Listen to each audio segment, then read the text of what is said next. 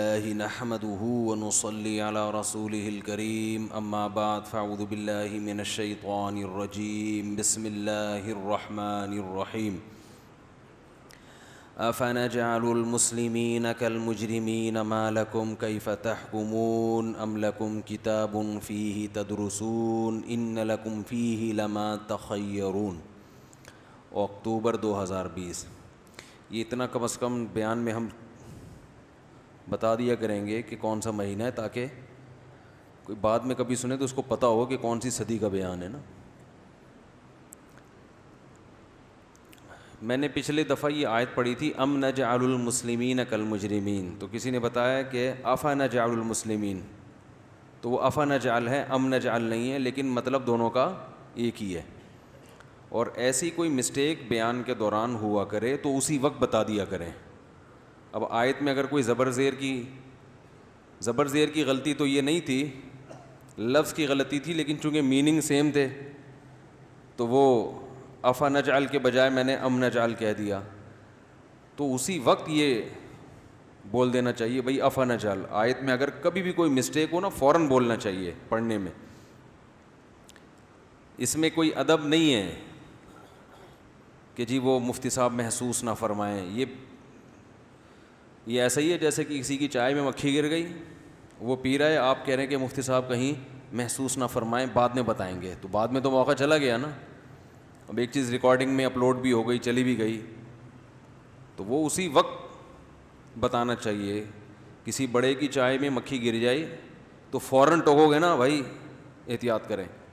اب اس میں آپ اگر ادب تمیز سے کام لے رہے ہیں تو آپ بھی معذرت کے ساتھ بے وقوف ہونے کی آپ کے نہیں، یعنی جو بھی اس طرح کا حرکت کرے گا اس کے بھی بے وقوف ہونے کی علامت. اور اگر وہ ٹوکے اور سامنے والے کو غصہ آ جائے تو یہ سامنے والے کی بھی بے وقوف ہونے کی علامت.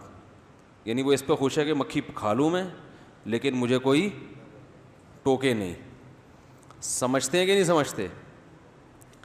تو جب بھی کوئی بھی آپ کو آپ کی کسی غلطی پر تنبیہ کرے تو قرآن کے الفاظ ہیں کہ وَإِذَا قِيلَ لَهُ اتَّقِ اللَّهَ أَخَذَتْهُ الْعِزَّةُ بِالْإِثْمِ. اللہ نے جو بڑا نافرمان ہے نا، بڑا نافرمان، اس کی علامت بتائی ہے کہ جب اسے اس کی کسی خطا پر تنبیہ کی جاتی ہے تو اس کو اس کی عزت نفس، اس کی سیلف ریسپیکٹ جو ہے نا، وہ اس کو اس گناہ پہ اور مضبوط کر دیتی ہے. یعنی وہ انا کا مسئلہ بنا لیتا ہے. بات آ رہی ہے سمجھ میں؟ تو اللہ نے فرمایا فَحَسْبُهُ جہنم. یہ بھی قرآن کا انداز ہے. فرمایا یہ نہیں کہ ایسا شخص جہنم میں جائے گا، یہ بھی نہیں. فرمایا اس کے لیے جہنم کافی ہے. ایسے آدمی کا تکبر اس وقت تک نہیں ٹوٹے گا جب تک یہ جہنم کی آگ میں جلے گا نہیں. کیونکہ کسی کا جو تکبر سمجھتے ہیں نا،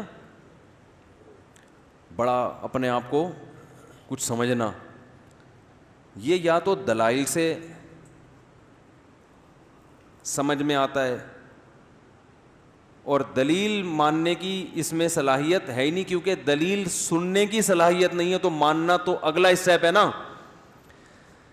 ہائے ہائے ہائے، بات اب یہاں سے مسئلہ سیٹنگ آؤٹ ہونا شروع ہو گئی. دیکھو 2 اسٹیپ ہوتے ہیں، یہ سب پر فٹ آتی ہے یہ بات. ہر انسان سے غلطی ہوتی ہے کہ نہیں ہوتی؟ ہر انسان تربیت کا محتاج ہے یا نہیں ہے؟ اگر انسان تربیت کا محتاج نہ ہوتا، ہر آدمی اپنے بارے میں رکھ کے سوچے، تو اللہ پیغمبروں کو بھیجتے؟ کہتے خود ہی تم فنڈر ہو، خود ہی سوچ سوچ کے ٹھیک بن جاؤ. خود ہی سوچ سوچ کے کیا بن جاؤ؟ اپنا اچھا برا خود ہی سوچو اور کیا بن جاؤ؟ ٹھیک ہو جاؤ. بچہ جب پیدا ہوتا ہے تو والدین اس کو سکھاتے ہیں نا کیسے کھانا ہے، واش روم کیسے یوز کرنا ہے. تبھی جن والدین نے بچوں کو واش روم یوز کرنا نہیں سکھایا وہ اب تک چاند پہ پہنچنے کے باوجود بھی پانی استعمال نہیں کرتے. ایسا ہی ہے نا، والدین نے نہیں سکھایا ان کو. کتنے پڑھ لکھ گئے مگر ان کو سمجھ میں نہیں آتا یہ پانی کی کیا ضرورت ہے, اور ہمیں والدین نے سکھایا تو ہم کہتے ہیں یہ پانی کے بغیر ان کا گزارا کیسے ہوتا ہے یار. آدمی کے دانت گندے ہوں برداشت ہو جائے گا, کپڑے میلے ہوں, کیونکہ میل کچیل ہی لگا ہے نا. ارے مٹی لگی ہوئی ہے تو مٹی میں تو صبح شام گھومنا ہوتا ہے, لیکن یہ چیز کیسے برداشت ہو جاتی ہے یار, یہ عقل میں نہیں آتا. تو اس سے پتہ چلتا ہے کہ انسان تربیت کا بہت زیادہ محتاج ہے. بات بات پہ اس کو کیا چاہیے, تنبیہ. کوئی اسے ہر وقت بتاتا رہے یہ صحیح ہے اور یہ غلط ہے, ہر وقت. ہمارے حضرت مفتی رشید احمد صاحب رحمہ اللہ تعالیٰ فرمایا کرتے تھے کہ ایسے شخص سے بیعت ہو جو ٹراخ ہو. یہ حضرت کی اپنا لفظ تھا. کیا ہو؟ ٹراخ. ٹے رے الف اور خے, یہ حضرت نے خود ایک لغت بنائی تھی. اس کا مطلب ٹر ٹر کرنے والا. کیا کرنے والا؟ ہم کہتے ہیں نا بھائی ہر وقت ٹر ٹر کرتا رہتا ہے, ہر وقت بولتا رہے گا, کبھی چپ بھی بیٹھا رہا کر, ہوتا ہے نا. تو حضرت فرمایا کرتے تھے جس سے بیعت ہونا, اپنے آپ کو جس کے حوالے کرو اپنی تربیت کے لیے, تو اس شیخ کو منتخب کرو جو کیا ہو, گویا ہر وقت ٹٹر کرتا ہو. ٹٹر کا مطلب ہر وقت بولتا ہو کہ یہ غلط ہے, یہ غلط ہے, یہ تم غلط کر رہے ہو, یہ تم غلط کر رہے ہو, یہ تم نے غلط کیا, یہ تم نے غلط کیا. 24 گھنٹے آپ کو آپ کی غلطیاں بتاتا رہے. فرمایا پھر انسان انسان کا بچہ بنتا ہے. اتنی تربیت کی ضرورت ہے انسان کو. موضوع چینج ہو گیا, سورہ قلم سے تھوڑا سا ہٹ گیا ہوں میں, لیکن بھائی مقصد تو اصلاح ہے نا, تو جو بات فائدے کی ہو اسی کو پارسل کرنا چاہیے. تفسیر کے جو میرے اوریجنل لیکچر ہو رہے ہیں وہ آپ سن سکتے ہیں. وہ شروع میں 8 لیکچر گرامر کے ہیں. میرا چینل ہے مفتی طارق مسعود اسپیچز, اس میں پیر, منگل اور بدھ کو 3 دن وہ لیکچر رات کے وقت چلتے ہیں. وہ آپ سنیں تو وہ ٹو دا پوائنٹ تفسیر ہی ہے, اس میں قرآن سمجھ میں آئے گا ڈائریکٹ. اس میں گرامر بھی ہے, عربی گرامر. وہ 68 نمبر لیکچر ابھی اپلوڈ ہوا ہے میرا خیال ہے, 68 یا 69. یہ جو مجلس ہے یہ واعظ و نصیحت کی ہے. اس میں ہمیں لگے گا کہ کہیں اسکرو پانے سے کہیں بھی ٹائٹ کرنے کی ضرورت ہے تو ہم وہ والا اسکرو ٹائٹ کرنا. بھائی میکینک کے پاس گاڑی لے کر جاتے ہیں تو آپ بولتے ہیں جی اس گاڑی کی ٹیوننگ کر لو.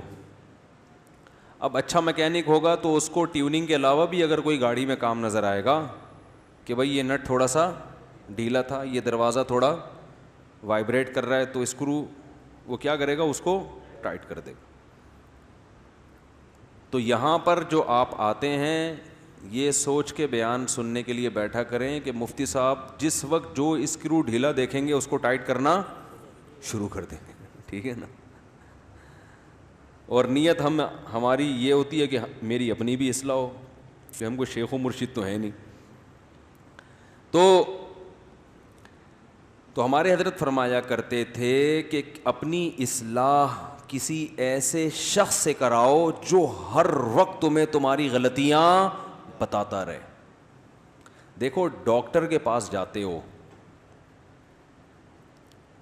اچھا ڈاکٹر نا, تو وہ آپ کو آپ کی باڈی میں جو فالٹ ہیں وہ بتائے گا, یہ جو خوبی ہیں وہ بتائے گا, فالٹ بتائے گا.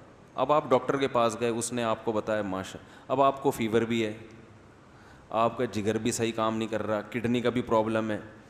ڈاکٹر کیا کر رہا ہے, آپ کو کہہ رہے ہیں ماشاء اللہ آپ کی صحت زبردست, آپ کو آپ کی نظر 6/6 ہے, سننے میں بھی آپ کو کوئی پرابلم نہیں, آپ ماشاء اللہ پھوڑتے بھی طبیعت سے ہیں, ہاضمہ بھی آپ کا ٹائٹ, دانت آپ کے بڑے خاندانی رکھے ہوئے ہیں. تو یہ ڈاکٹر ہے کوئی؟ یہ تو بگاڑ رہا ہے آپ کو. آپ جناب ایسے ڈاکٹر کے پاس جب بیٹھ کے اٹھ کے واپس جاؤ گے تو آپ کی صحت اچھی ہوگی یا بیڑا غرق ہو جائے گا؟ خوش فہمیوں کی بھیڑ میں پڑ جاؤ گے. اور ہاتھ اندھوری کا شعر ہے, خوش فہمیوں کی بھیڑ میں تو یہ بھول گیا پہلے مرے گا بعد میں جنت میں جائے گا, کچھ اس ٹائپ کا شعر ہے. کہ جنت میں جانے کا شوق تو تجھے ہے لیکن پہلے کیا ہے, پہلے مرے گا ٹھیک ہے نا, پھر جائے گا. تو وہ ڈاکٹر اچھا ڈاکٹر ہے, ہاں کبھی کبھار وہ آپ کے باڈی میں جو اچھی چیزیں ہیں جو صحیح کام کر رہی ہیں وہ آپ کو حوصلہ دلانے کے لیے کہ بھائی سارا ہی کچھ خراب نہیں ہے, ماشاء اللہ آپ کا جو ڈائجسٹو سسٹم ہے وہ بہت اچھا ہے, وہ تھوڑا سا اپریشیٹ کرنے کے لیے تاکہ مایوسی کا شکار نہ ہو. لیکن زیادہ فوکس وہ کس کو کرے گا, آپ کی بیماری کو. ٹیسٹ میں جو چیزیں صحیح ہوں گی وہ ایک دفعہ رپورٹ کے طور پہ بتا دے گا یہ, لیکن جو فوکس کس کو کرے گا, یار یہ رپورٹ آپ کی شوگر کی رپورٹ کلیئر نہیں ہے. تو بھائی دو چیزیں خوب سمجھ لو کہ جیسے ہمیں جسمانی صحت کے لیے ڈاکٹر کی ضرورت ہے یا کسی اچھے حکیم کی ضرورت ہے, بالکل ایسے ہی روحانی صحت کے لیے بھی ہمیں ڈاکٹر کی ضرورت ہے, جس کو روحانی ڈاکٹر کہا جاتا ہے. یہ ٹوپی ڈرامے والے روحانی نہیں, یہ تو ایک نمبر کے 2 نمبر ہیں, 2 نمبری میں 1 نمبر ہے. روحانیت کا مطلب ہمیں پیغمبروں کی اور پھر ان لوگوں کی ضرورت ہے جو پیغمبر کے وارثین ہیں, جن کی خود کہیں سے اصلاح ہوئی بھی ہو اور پھر وہ آگے لوگوں کی اصلاح کر رہے ہوں, اپنی نہیں ہوئی. یاد رکھو علم ایک الگ چیز ہے, اصلاح ایک الگ چیز ہے, دونوں کو ملانا نہیں چاہیے. آج کوئی بھی یوٹیوب پہ بیٹھ کے حوالے دے رہا ہوں نا, نالج ہو اس کے پاس, تو اس کا یہ مطلب نہیں ہے کہ اب آپ اس سے سب کچھ سیکھنا شروع کر دیں. نالج ہونا الگ, دیکھو شیطان کے پاس جو نالج ہے نا وہ میرے اور آپ کے پاس نہیں ہے. شیطان کو پتہ ہے کس کو کیسے گمراہ کرنا ہے, اس کا مطلب نالج ہے نا. یہ جتنے باطل لوگ ہوتے ہیں ان کے پاس نالج اسلام کی بھی بہت ہوتی ہے. جتنے لوگ اسلام پہ اعتراضات کرتے ہیں یہ اسلام کی اسٹڈی کر کے ہی تو کرتے ہیں, انہیں اسلام کا پتہ ہوتا ہے تبھی تو کرتے ہیں, لیکن تربیت نہیں ہوتی, اللہ کا خوف نہیں ہوتا. یہود علماء کے بارے میں قرآن نے جگہ جگہ کہا ہے, یعرفونہ کما یعرفون ابناءہم. عرب کے مشرکین محمد صلی اللہ علیہ وسلم کو اتنا نہیں جانتے جتنا یہ یہودی جانتے ہیں. ان کو پتہ ہے کہ یہ وہی آخری پیغمبر ہیں جن کا تورات میں بار بار ذکر ہے. ان کو ایسے یقین ہے جیسے باپ اپنے بیٹے کو دیکھ کے پہچان لیتا ہے نا, ایسے ہی یہ نبی کو دیکھ کر پہچان گئے کہ یہ وہی نبی ہیں. علم کامل تھا مگر تربیت نہ ہونے کی وجہ سے تسلیم نہیں. وہ تربیت کیا تھی؟ تکبر. ماں باپ نے سکھایا نہیں تھا کہ بیٹا جھک جانا, حق بات کو تسلیم کر لینا چاہے آپ کو برا لگے, یہ بہت بڑی عبادت ہے. من تواضع للہ رفعہ اللہ, جو اللہ کے لیے جھکتا ہے اللہ اس کا مقام بلند کر دیتے ہیں. حضرت ابو بکر جھک گئے اللہ کے حکم کے آگے, حضرت عمر جھک گئے, حضرت عثمان جھک گئے, حضرت علی جھک گئے, یہودیوں میں عبداللہ ابن عبد السلام جھک گئے, اللہ نے ان کا مقام بڑھا دی. جو نہیں جھکے آج دنیا ان کو ان کا نام بھی نہیں لیتی. تو تربیت جو ہے نا روحانی تربیت کی بھی ضرورت ہے. اور یار یہ کوئی بہت بڑی ٹینشن ہے میرے لیے یہ, اور اس کا علاج کیوں نہیں ہو رہا میری یہ سمجھ میں نہیں آ رہا. یہ کہاں گئے فہد مارکیٹ سے شارٹ؟ چلو جب آئیں گے تو ان کو بتاؤں گا. یہ کچھ اس کا سیٹ اپ ایسے کیا کریں, بار بار یہ ڈسٹرب ہوتا ہوں میں, پھر میں کبھی ویڈیو بیان دیکھتا ہوں نا تو اس میں مجھے خود الجھن ہوتی ہے یہ کیا ہو رہا ہے. یہ جو 2 ویٹ ہے نا ادھر ہی نا, میں آپ کو یہیں سے بتا دیتا ہوں, یہ یہاں رکھا کریں, یہ یہاں نہ رکھیں, یہ ہلتے ہیں اور مجھے یہاں بوجھ محسوس ہوتا ہے. تو پورے بیان میں پھر میں اس کو سیٹ کرتا رہتا ہوں بیٹھ کے. اچھا, تو تربیت کی ضرورت ہے جسمانی بھی اور روحانی بھی. روحانی کا مطلب انسان کو انسان کا بچہ بنانے کے لیے, جب تک کوئی انسان کو انسان کا بچہ کوئی بنائے گا نہیں, یہ بنے گا نہیں, یہ خود سے نہیں بن سکتا.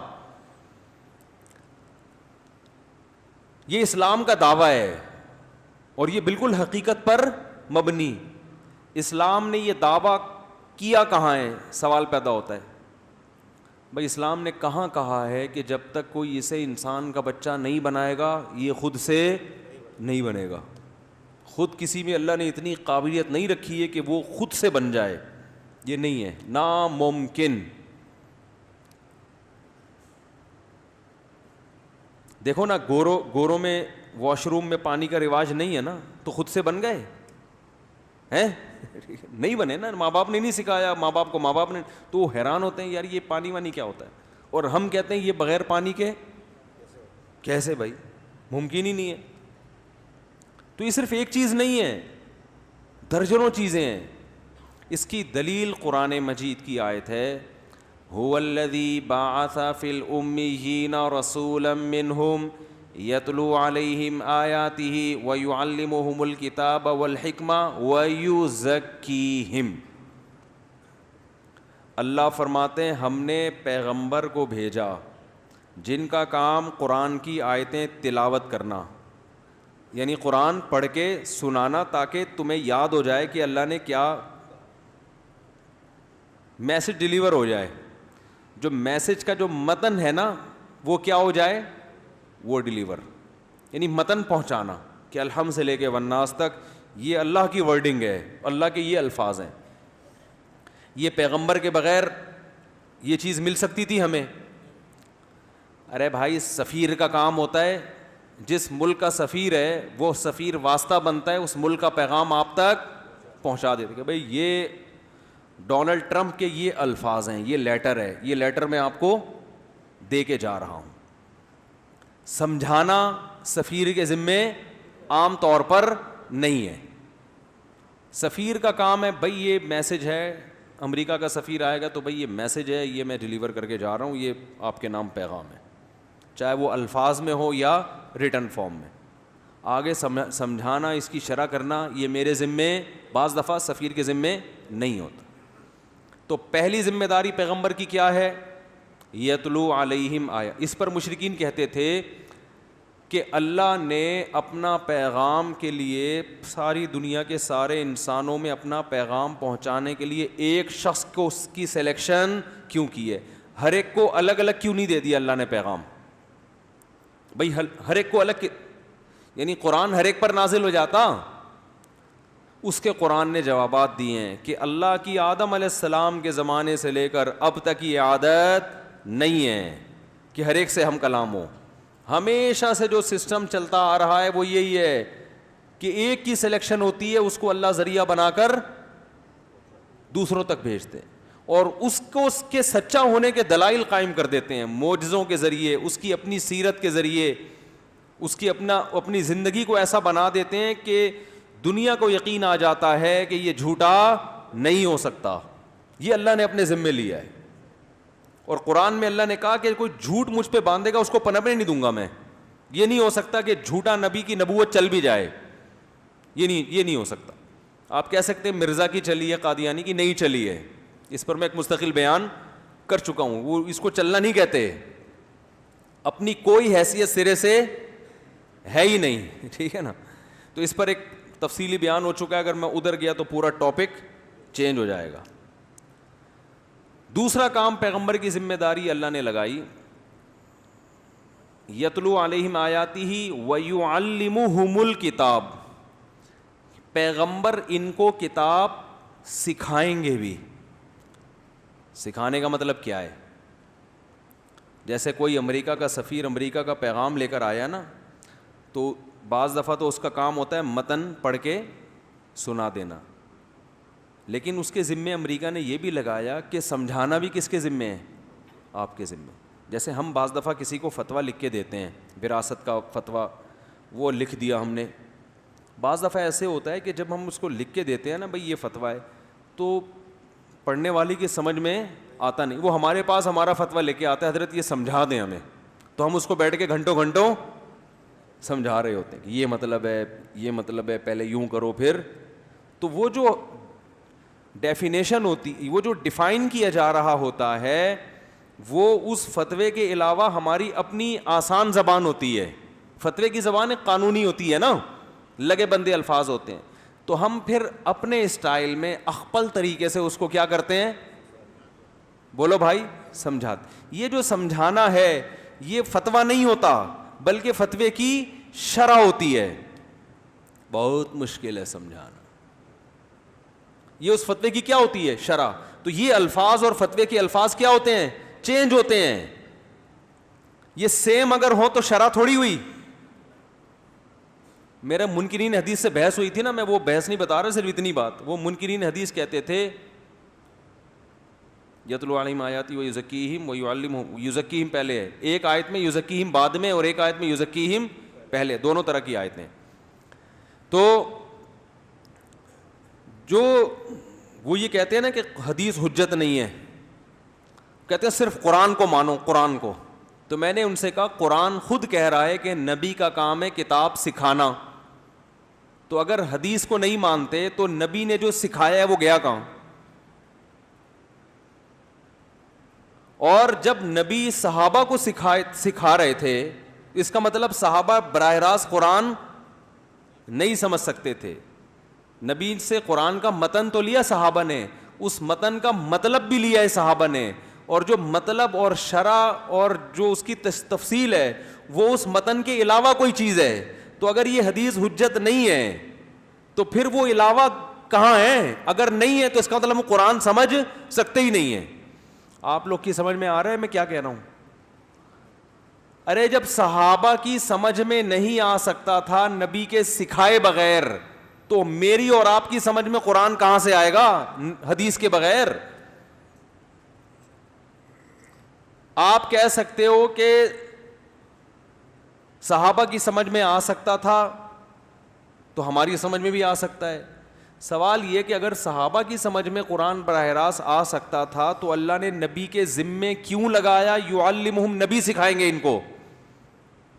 تو اس سے پتہ چلا کہ صحابہ عربی جان کر ان کی زبان میں قرآن نازل ہوا, پھر بھی قرآن کو براہ راست نہیں سمجھ سکتے تھے جب تک کہ نبی ان کو تشریح نہ کریں. اور ایسا ہوا ہے, بہت سے صحابہ سے قرآن کی آیتوں میں مسٹیک ہوئی ہے.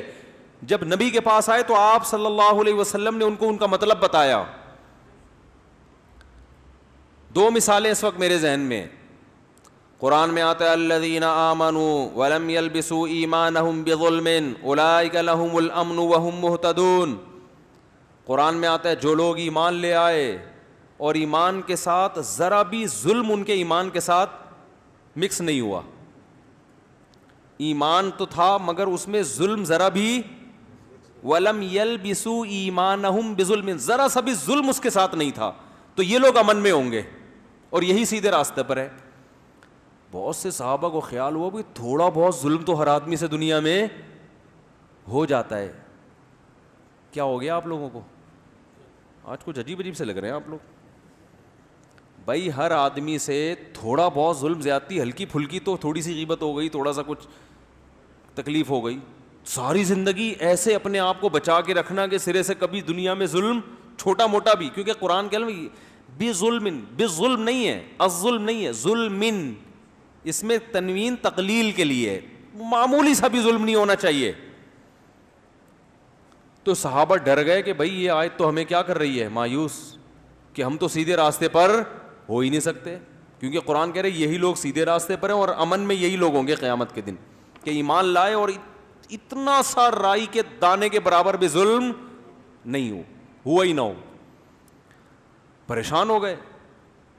نبی صلی اللہ علیہ وسلم سے پوچھا یا رسول اللہ, اللہ تو فرما رہے ہیں کہ ایمان لے اور ذرا بھی ظلم, تو چھوٹی موٹی تو ہم سے خطائیں ہو ہی جاتی ہیں. تو آپ نے فرمایا کیا تمہیں نہیں پتا قرآن میں اللہ نے شرک کو ظلم کہا ہے, ان الشرک لظلم عظیم. یہاں ظلم سے مراد شرک ہے. شرک معمولی سا بھی برداشت نہیں ہے, ایمان کا بیڑا غرق. شرک کے ساتھ جو مرضی کرتے رہو, سب قیامت کے دن برباد ہے.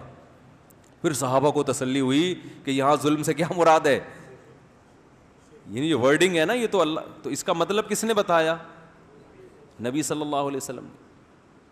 یہ جو قرآن مجید میں آیت ہے کہ کلوا واشربوا حتی یتبین لکم الخیط الابیض من الخیط الاسود کہ تم رمضان کی رات میں کھاؤ پیو یہاں تک کہ سفید دھاگا سیاہ دھاگے سے جدا ہو جائے, اس وقت تک کھا سکتے ہو. ایک صحابی رات کو دھاگا لے کے اس سے مراد ہے لائنیں, جو مشرق کے وقت جو ایک پہلے بلیک لیئر ہوتی ہے نا اندھیری, تو وہ بالکل وائٹ روشنی پھیل جائے, تو بلیک اور وائٹ میں فرق کیا ہو جائے, واضح صاف پتہ چل جائے کہ اب وہ جو ڈارکنیس تھی نا وہ کیا ہو گئی ہے, ختم. تو یہ کنایا تھا قرآن میں کہ بھئی سفید دھاگا سیاہ دھاگے سے کیا ہو جائے, جدا ہو جائے. تو صحابی دھاگے رکھ کے بیٹھ گئے, اب پریشان ہے یہ سفید اور سیاہ میں فرق کب پتہ چلے گا. تو نبی صلی اللہ علیہ وسلم کے پاس آئے تو آپ صلی اللہ علیہ وسلم نے فرمایا اس سے مراد کیا ہے. پھر قرآن میں یہ من الفجر کا لفظ بھی داخل ہو گیا. کیا لفظ داخل ہو گیا, من الفجر, کہ ان صحابی کے سوال کی برکت سے اللہ نے خود بخود ایک لفظ کا اضافہ کر دیا, من الفجر, یعنی کس کا, فجر کا وقت داخل ہو جائے. تو ایسی اور بہت سی آیتیں ہیں. اب یہ اصول فقہ مدرسوں میں پڑھایا جاتا ہے جس میں بتایا جاتا ہے کہ قرآن کی آیتوں میں قرآن کو سمجھنے کے تفسیر کے اصول کیا ہیں. آج جتنے متجددین پیدا ہو رہے ہیں نا, جو فنڈر بنے ہوئے ہیں, انہوں نے 99% نے وہ اصول نہیں پڑھے ہوئے ہوتے اور خود بھی گمراہ ہو رہے ہیں اور لوگوں کو بھی گمراہ کر رہے ہیں. ایک مثال دیتا ہوں میں آپ کو. پتہ ہے جناب پروفیسر غامدی صاحب اکثر قرآن کا ریفرنس دیتے ہیں کہ میں صرف کس کو مانتا ہوں, قرآن کو مانتا ہوں. جو حدیث ان کے مسلک سے ٹکراتی ہے وہ حدیث کیا ہو جاتی ہے, رد ہو جاتی ہے. وہ کہتے ہیں اصل کیا ہے, قرآن. اور حقیقت بھی اصل قرآن ہے, حدیث اس کی تشریح ہے. یہ تو ہمارا بھی یہی مذہب ہے, لیکن جہاں تشریح ہو رہی بھی ہوتی ہے نا, جو ان کی اس سے ٹکرا رہی ہوتی ہے سوچ سے, وہاں وہ تشریح نہیں مانتے. اب محترم نے بہت ساری حدیثوں کا انکار کر دیا اصولی طور پر. اب انہوں نے کیا فرمایا, کل آپ کا پرچہ ہے تو آپ رمضان کا روزہ چھوڑ سکتے ہیں, فرض رمضان کا روزہ پیپر کی تیاری میں آپ کیا کر سکتے ہیں, چھوڑ سکتے ہیں. یہ کہاں سے نکالا, وہ والے قرآن کی آیتوں سے یا وہ حدیثوں سے جس میں سفر میں روزہ چھوڑنے کی اجازت دی. بھئی سفر بھی ٹینشن ہے تو کل پیپر بھی کیا ہے, ٹینشن ہے. مستقبل آپ سے وابستہ ہے, تو آپ کے پیپر میں کہیں نمبر کم نہ آ جائیں تو آپ روزہ کیا کرتے ہیں. یہ کہاں کی کہاں لگا دی ہے. تو میں ان سے پوچھتا ہوں, اس کے تو جوابات میں دوسرے بیانات میں دے چکا ہوں, لیکن میں محترم سے ایک سوال پوچھتا ہوں کہ آپ اس کے قائل ہیں کہ سفر میں ہم نے 2 رکعتیں پڑھنی ہیں, 4 نہیں پڑھنی. قرآن میں تو اس کا ذکر نہیں ہے. قرآن کے تو الفاظ ہیں وَإِذَا ضَرَبْتُمْ فِي الْأَرْضِ, جب تم زمین میں سفر کرو, فَلَيْسَ عَلَيْكُمْ جُنَاحٌ أَن تَقْصُرُوا مِنَ الصَّلَاةِ, تو تم پر کوئی گناہ نہیں ہے کہ نماز میں کمی کر دو. إِنْ خِفْتُمْ أَن يَفْتِنَكُمُ الَّذِينَ كَفَرُوا, اگر تمہیں ڈر ہے کہ کافر تمہیں فتنے میں نہ ڈال دیں, کافر حملہ نہ کر دیں. تو قرآن تو کہہ رہے اگر جنگ کا خوف ہے, کافر تمہیں قتل نہ کر دیں, تو 4 کی کتنی کر لو, 2 کر دو. یہ والا مسئلہ کہ ہمیشہ 4 کی کتنی پڑھی جائیں, 2, یہ تو حدیث میں ہے, قرآن میں تو ہے ہی نہیں ہے. لیکن یہاں کیونکہ آسانی, اگر یہ کہیں گے کہ سفر میں 2 کی کتنی پڑھو, 4 پڑھو, حالت جنگ میں 2 پڑھ سکتے ہو, تو پبلک اس کو, کیونکہ پبلک رخصتیں اور آسانیوں میں آپ کو فالو کر رہی ہے, ٹھیک ہے نا. پبلک آپ کو اپنا امام مان رہی ہے کہ آپ نے اسلام کو کیا کر دیا ہے, آسان. تو آپ نے بھی اتنا قرآن کو فالو کرنا ہے جہاں صرف آسانیوں والا قرآن ہو. جہاں قرآن کو فالو کرنے میں پریشانی بڑھ رہی ہے وہاں آپ قرآن کو نہیں مانتے, وہاں آپ کس کا سہارا لے رہے ہیں, حدیث کا سہارا لے رہے ہیں. سمجھ میں آ رہی ہے بات کہ نہیں آ رہی ہے. تو ان لوگوں کے کوئی اصول نہیں ہوتے ہیں. تو میں یہ عرض کر رہا تھا کہ نبی کی پہلی ذمہ داری ہے قرآن تلاوت کرنا, ٹھیک ہے. دوسری ذمہ داری ہے قرآن, بولو, یعلمہم, سکھانا. تو صحابہ کرام نبی سے سیکھے بغیر خود قرآن سمجھ نہیں سکتے تھے. لیکن اس سے پورا قرآن مراد نہیں ہے, یاد رکھو. قرآن کی کچھ آیتیں ایسی ہیں جو بہت واضح ہیں, کچھ آیتیں ایسی ہیں جن میں اجمال ہے, ابہام ہے, وہ مبہم آیتیں نبی سکھائیں گے. پورا قرآن ایسا نہیں ہے. اب سوال یہ پیدا ہوتا ہے کہ کون سی آیتیں ایسی ہیں جن میں ابہام بالکل بھی نہیں ہے, جن میں اجمال بالکل بھی نہیں ہے, ان کی تفسیر کی ہمیں ضرورت بالکل بھی نہیں ہے. کون سی آیتیں ایسی جن کی تفسیر کی ضرورت ہے. میں نے ایک دفعہ بیان کیا تھا, ایک صاحب نے میرے بیان پہ کمنٹ کیے کہ اس کا مطلب قرآن تو پھر کتاب ہدایت ہے ہی نہیں, کوئی غیر مسلم کو قرآن سمجھ میں آئے گا ہی نہیں کیونکہ اس کو حدیث پڑھنی پڑے گی, تو کتاب ہدایت تو قرآن نہ ہوا نا. حالانکہ ہم کہتے ہیں قرآن پڑھ کر تو بہت سے غیر مسلم مسلمان ہوئے, حالانکہ ان بیچاروں کو حدیث کا پتہ ہی نہیں تھا. پہلے قرآن مانے گا, بعد میں حدیث کی طرف جائے گا نا. وہ تو قرآن ہی اگلے کی سمجھ میں نہیں آ رہا تو حدیث کی طرف کہاں جائے گا. ابے بھائی کیا ہو گیا, سوال آ رہا ہے سمجھ میں؟ تو یاد رکھو, قرآن کے وہ مضامین جن کا بنیادی عقیدے سے تعلق ہے, جو غیر مسلموں کی کو اپیل کرتی ہیں, جس سے اسلام کا برحق ہونا ثابت ہوتا ہے, جس سے آپ صلی اللہ علیہ وسلم کا نبی ہونا ثابت ہوتا ہے, وہ آیتیں بہت واضح ہیں, ان میں کسی قسم کی تفسیر کی ضرورت نہیں ہے. افحسبتم انما خلقناکم عبثا وانکم الینا لا ترجعون. کیا انداز ہے قرآن کا.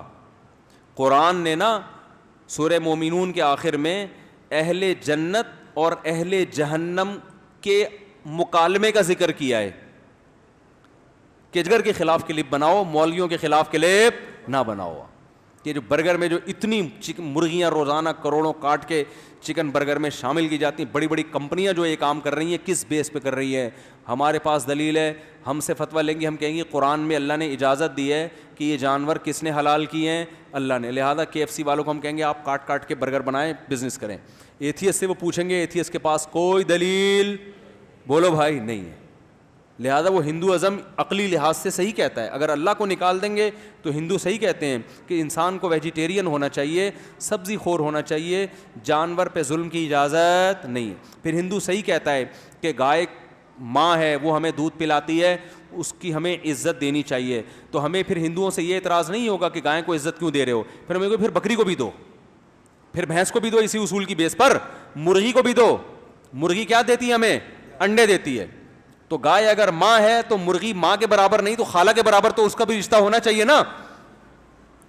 ارے ایک اگر دودھ پلا رہی ہے تو یہ بھی تو انڈے دے رہی ہے, تو انڈے میں کوئی کم پروٹین ہوتے ہیں؟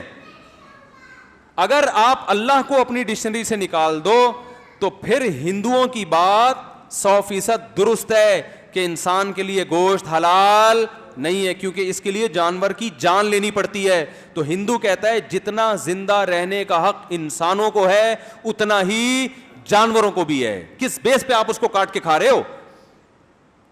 اور ان کے پاس دلائل ہیں اس کے, اور یہ ہم دلیل میں کہہ تو دیتے ہیں انسان کے لیے گوشت کی ضرورت ہے, لیکن یہ گراؤنڈ ریئلٹی یہ ہے کہ گوشت کے بغیر انسان 90 سال زندہ رہتے ہیں, بہت سے لوگ رہتے ہیں. ہندو آپ کو سینکڑوں مل جائیں گے, ساری زندگی گوشت کی ایک بوٹی بھی نہیں کھائی, اور 90 سال کے بعد پھر بھی کسی نے مارا ہے تو گئے ہیں, ورنہ جانے کا پروگرام نہیں تھا ان کا. حقیقت ہے.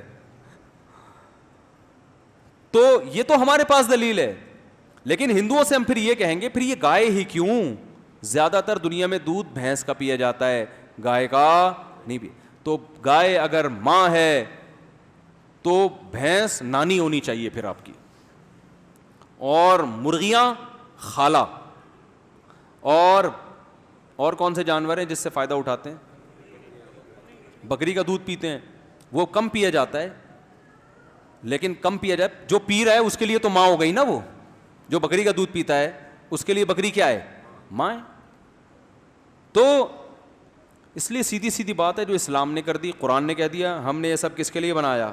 ہم نے تمہارے لیے. تو ہم چونکہ اللہ کو مانتے ہیں, ہمارے پاس اس کے مضبوط دلائل ہیں, اور ہم قرآن کو اللہ کی کتاب بھی مانتے ہیں, اس کے بھی مضبوط دلائل ہیں. تو اب اللہ نے ہم سے کہہ دیا کہ کھاؤ, تو ہم اس بیس پہ گائے کو کاٹ رہے ہیں, تبھی ہم اس پہ اللہ کا نام لیتے ہیں. اس میں حکمت ہی یہی ہے کہ بھئی یہ اللہ کی طرف سے ہمارے لیے ہے, تبھی ہم اللہ کا نام لے کے کاٹیں گے, ورنہ ہمیں کوئی رائٹ نہیں ہے کہ اپنی جیسی مخلوق جو خدا نے اس کو بھی بنایا ہمیں بھی بنایا, تو ہم ورنہ ہم یہ ہمارے لیے حلال نہیں ہے.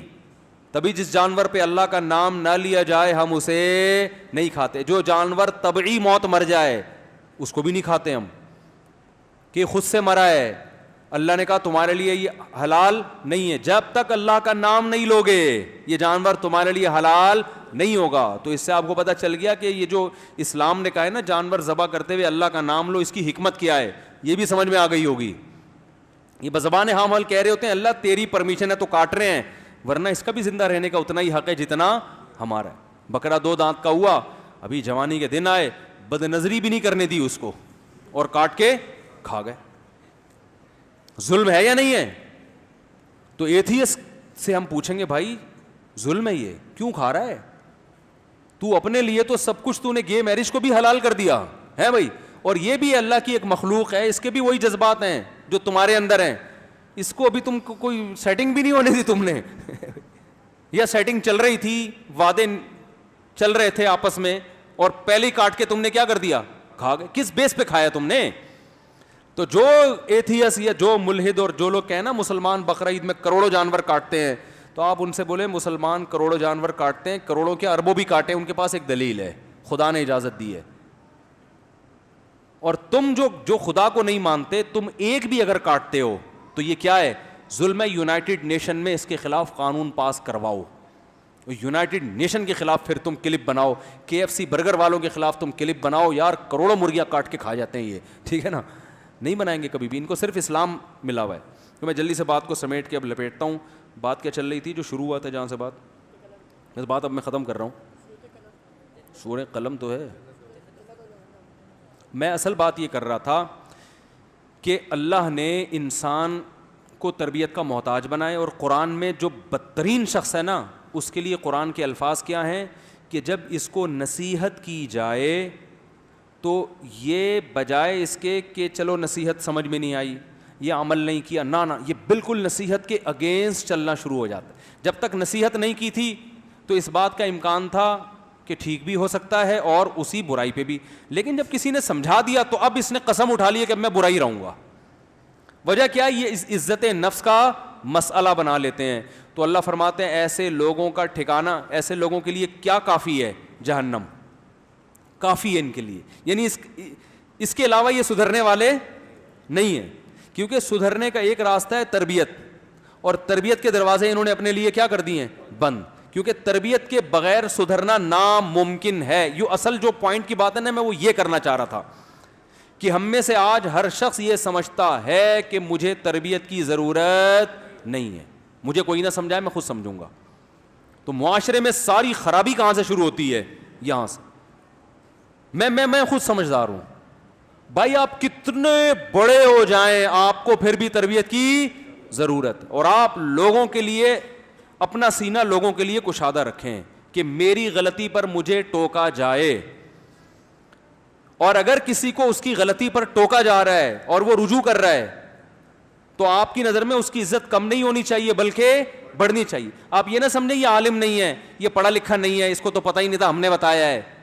دنیا میں کوئی ایسا عالم اس کائنات میں پیدا نہیں ہوا جس کو سب کچھ آتا ہو اور وہ سب سمجھ گیا ہے وہ, کیونکہ حدیث میں آتا ہے یا بنی آدم کلکم خطاؤن, اللہ تعالیٰ فرماتے ہیں آدم کی اولادو تم میں سے ہر شخص غلطی کرتا ہے. تو اس سے نبی نے کسی کو مستثنا کیا؟ پیغمبروں سے بھی خطا ہوتی ہے مگر ان کی اصلاح کون کرتا ہے؟ وہ اللہ کرتے ہیں, وہ لوگ نہیں کرتے. وہ اللہ سے براہ راست تربیت لے رہے ہوتے ہیں. گناہ نہیں ہوتا, خطا ہوتی ہے. گناہ اور خطا میں فرق ہے. سوچ میں غلطی ہو گئی, خطا ہو جاتی ہے, ان سے گناہ نہیں ہو سکتا. تو ہر انسان سے جب غلطی ہوتی ہے تو وہ اس کا مطلب تربیت کا محتاج ہے. تو میں جلدی سے وہ آیت کمپلیٹ کر دوں. اللہ نے فرمایا وَيُعَلِّمُهُمُ الْكِتَابَ, کتاب سکھائے گا کون؟ نبی. تو اس سے مراد وہ آیتیں نہیں ہیں جن کا غیر مسلموں سے تعلق ہے. افحسبتم, یہ آیتیں جن سے قرآن کا اللہ کا کلام ہونا سمجھ میں آئے, یہ آیتیں بہت آسان ہیں, اس کے لیے کسی سے سیکھنے کی ضرورت نہیں. یہ اپیل کرتی ہیں نیچر کو. تبھی بہت سے غیر مسلم قرآن پڑھ کے کیا ہوئے ہیں, مسلمان ہوئے. حضرت عمر نے قرآن کی چند آیتیں سنی تھیں, اسلام قبول کر لیا تھا. نجاشی نے قرآن کی آیتیں سنی تو اب یہ نہیں کہ اس کی شرح تلاش کی اس نے, ایک دم آیتیں سن کے اس کی داڑھی رو رو کے تر ہو گئی, اور جتنے پادری بیٹھے تھے سارے پھوٹ پھوٹ کے رو رہے تھے. لیکن قرآن کی کچھ آیتیں ایسی ہیں جب تک نبی نہیں سمجھائیں گے وہ سمجھ میں نہیں آئیں گی.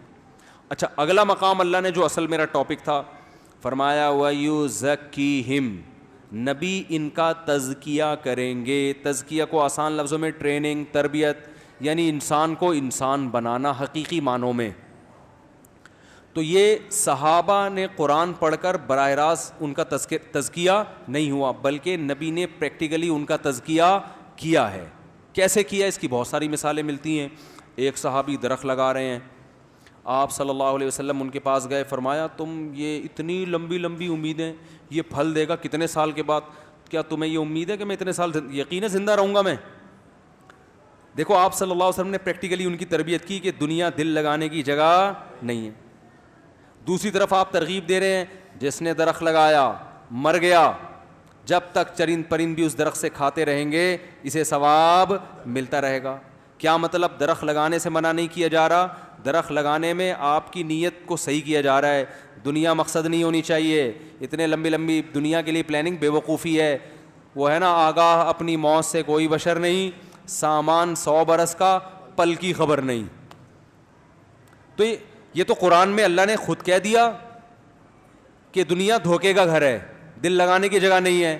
تو کافی تھا نا, اتنا کافی ہوتا تو پھر نبی پریکٹیکلی صحابہ جب درخت لگا رہے ان کو جا کے سمجھاتے. یہ عملی طور پر باقاعدہ تربیت کی جا رہی ہے, عین موقع پہ تنبیہ کی جا رہی ہے, بھائی کیا کر رہے ہو, درخت لگا رہے ہو بھائی. ایک صحابی نے گھر بڑا عالی شان تعمیر کی نا, آپ کو دیکھ کے ناگواری ہوئی, ان صحابی نے وہ قبہ گرا دیا اپنا. پھر آپ صلی اللہ علیہ وسلم کا گزر ہوا دیکھ کے خوش ہوئے. آپ نے فرمایا بدترین چیز جس پہ انسان کا پیسہ خرچ ہو وہ تعمیر ہے.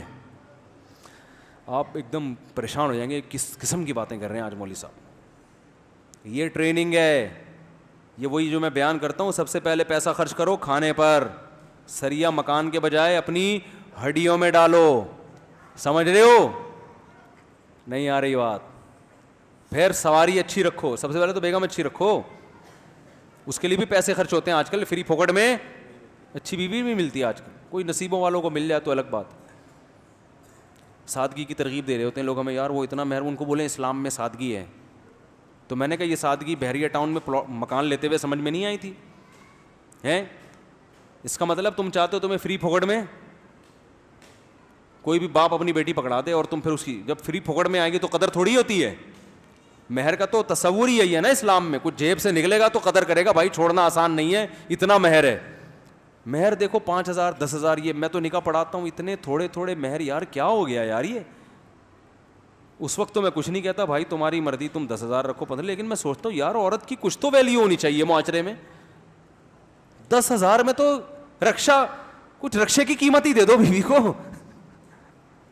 اتنے تھوڑے تھوڑے مہر, اس کا مطلب ہے کہ عورت کی ویلیو معاشرے میں ختم. جہیز کئی لاکھ کا جا رہا ہے جس کا اسلام میں تصور نہیں ہے. مہر 15,000 20,000 25,000, وہ ٹھیک ہے اسلام میں سادگی ہے, لیکن پھر یہ سادگی ہر جگہ ہے نا. گاڑی یار تم 25 لاکھ کی 30 لاکھ کی 40 لاکھ کی لے رہے ہو, اس کا مطلب 40 لاکھ کم بہت گاڑی پہ لگا رہا ہے, اور بیوی کو 20,000 مہر دے رہا ہے. اس کا مطلب تیری نظر میں گاڑی کی ویلیو بیوی سے زیادہ ہے. تو یہ کیا ہے؟ یہ اس کا مطلب ہے عورت کی ویلیو ختم. اور ختم کیوں ہوئی ہے؟ وہی وجہ جو جس پہ ایک دم آپ کو جوش آ جاتا ہے. کرنا کچھ بھی نہیں ہے آپ لوگوں نے, سپلائی زیادہ ہے ڈیمانڈ کم ہے, تو ڈیمانڈ سپلائی کی نسبت بڑھا دو. ڈیمانڈ ایک کی ہے, سپلائی زیادہ ہو رہی ہے, ڈیمانڈ بڑھا دو. ہر آدمی 2 رکھے گا تو ڈیمانڈ خود بخود, جب دوسری کرو گے نا تو پھر 10-15 ہزار میں نہیں ملے گی آپ کو. دوسری کر کے دیکھو, فوراً لڑکی والے بولیں کیا دے گا بھائی تو, دوسری کر رہا ہے, ایسے تھوڑی ہم اپنی بیٹی دوسری پہ دیں گے. پھر آپ اس کی مرضی کا مہر, اور جب یہ 2 کا رواج ہوگا پھر پہلی کا مہر بھی خود بخود بڑھ جائے گا, کیونکہ لڑکی والوں کے لیے رشتوں کی کمی نہیں ہوگی. جیسے ان علاقوں میں جہاں 2-3 شادیوں کا رواج ہے, وہاں مہر آپ ایسے مہر ہوتے ہیں کہ آپ کے ہوش اڑ جائیں, اتنے مہر لیتے ہیں وہ لوگ, ہوش اڑ جائیں آپ کے. ابھی بھی 20-25 لاکھ چل رہا ہے ایسے. میں تو ٹریول کرتا ہوں نا, کہاں کہاں جاتا ہوں, مجھے پتہ ہے ہر جگہ ایسا نہیں ہے. گلگت کے ایک گاؤں میں گیا, ایک آدمی کی 24 بیٹیاں, 4 بیویاں تھیں اور 24 بیٹیاں, ایک بھی بیٹا نہیں ہوا. ہمارے ہاں کسی کی 24 بیٹیاں ہوں ٹینشن سے مر جائے گا نا. اس کی 24 بیٹیاں, میں اس سے ملا, ذرا بھی ٹینشن نہیں ہے, کیونکہ جب اس نے 4 کی ہوئی ہیں تو گاؤں میں سب 2-2 3-3 کرتے ہیں, تو لڑکیاں کیا ہو گئی ہیں, شارٹ.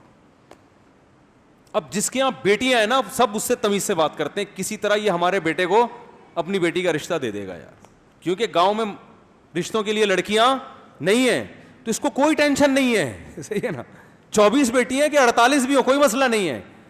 وہاں ٹینشن بیٹوں کی ہے کہ یار اس بیٹا بڑا ہوگا, کم وقت کے رشتہ کون دے گا اس کو, کیونکہ رشتوں کے لیے بھی لڑکی والے مہر بہت مانگتے ہیں.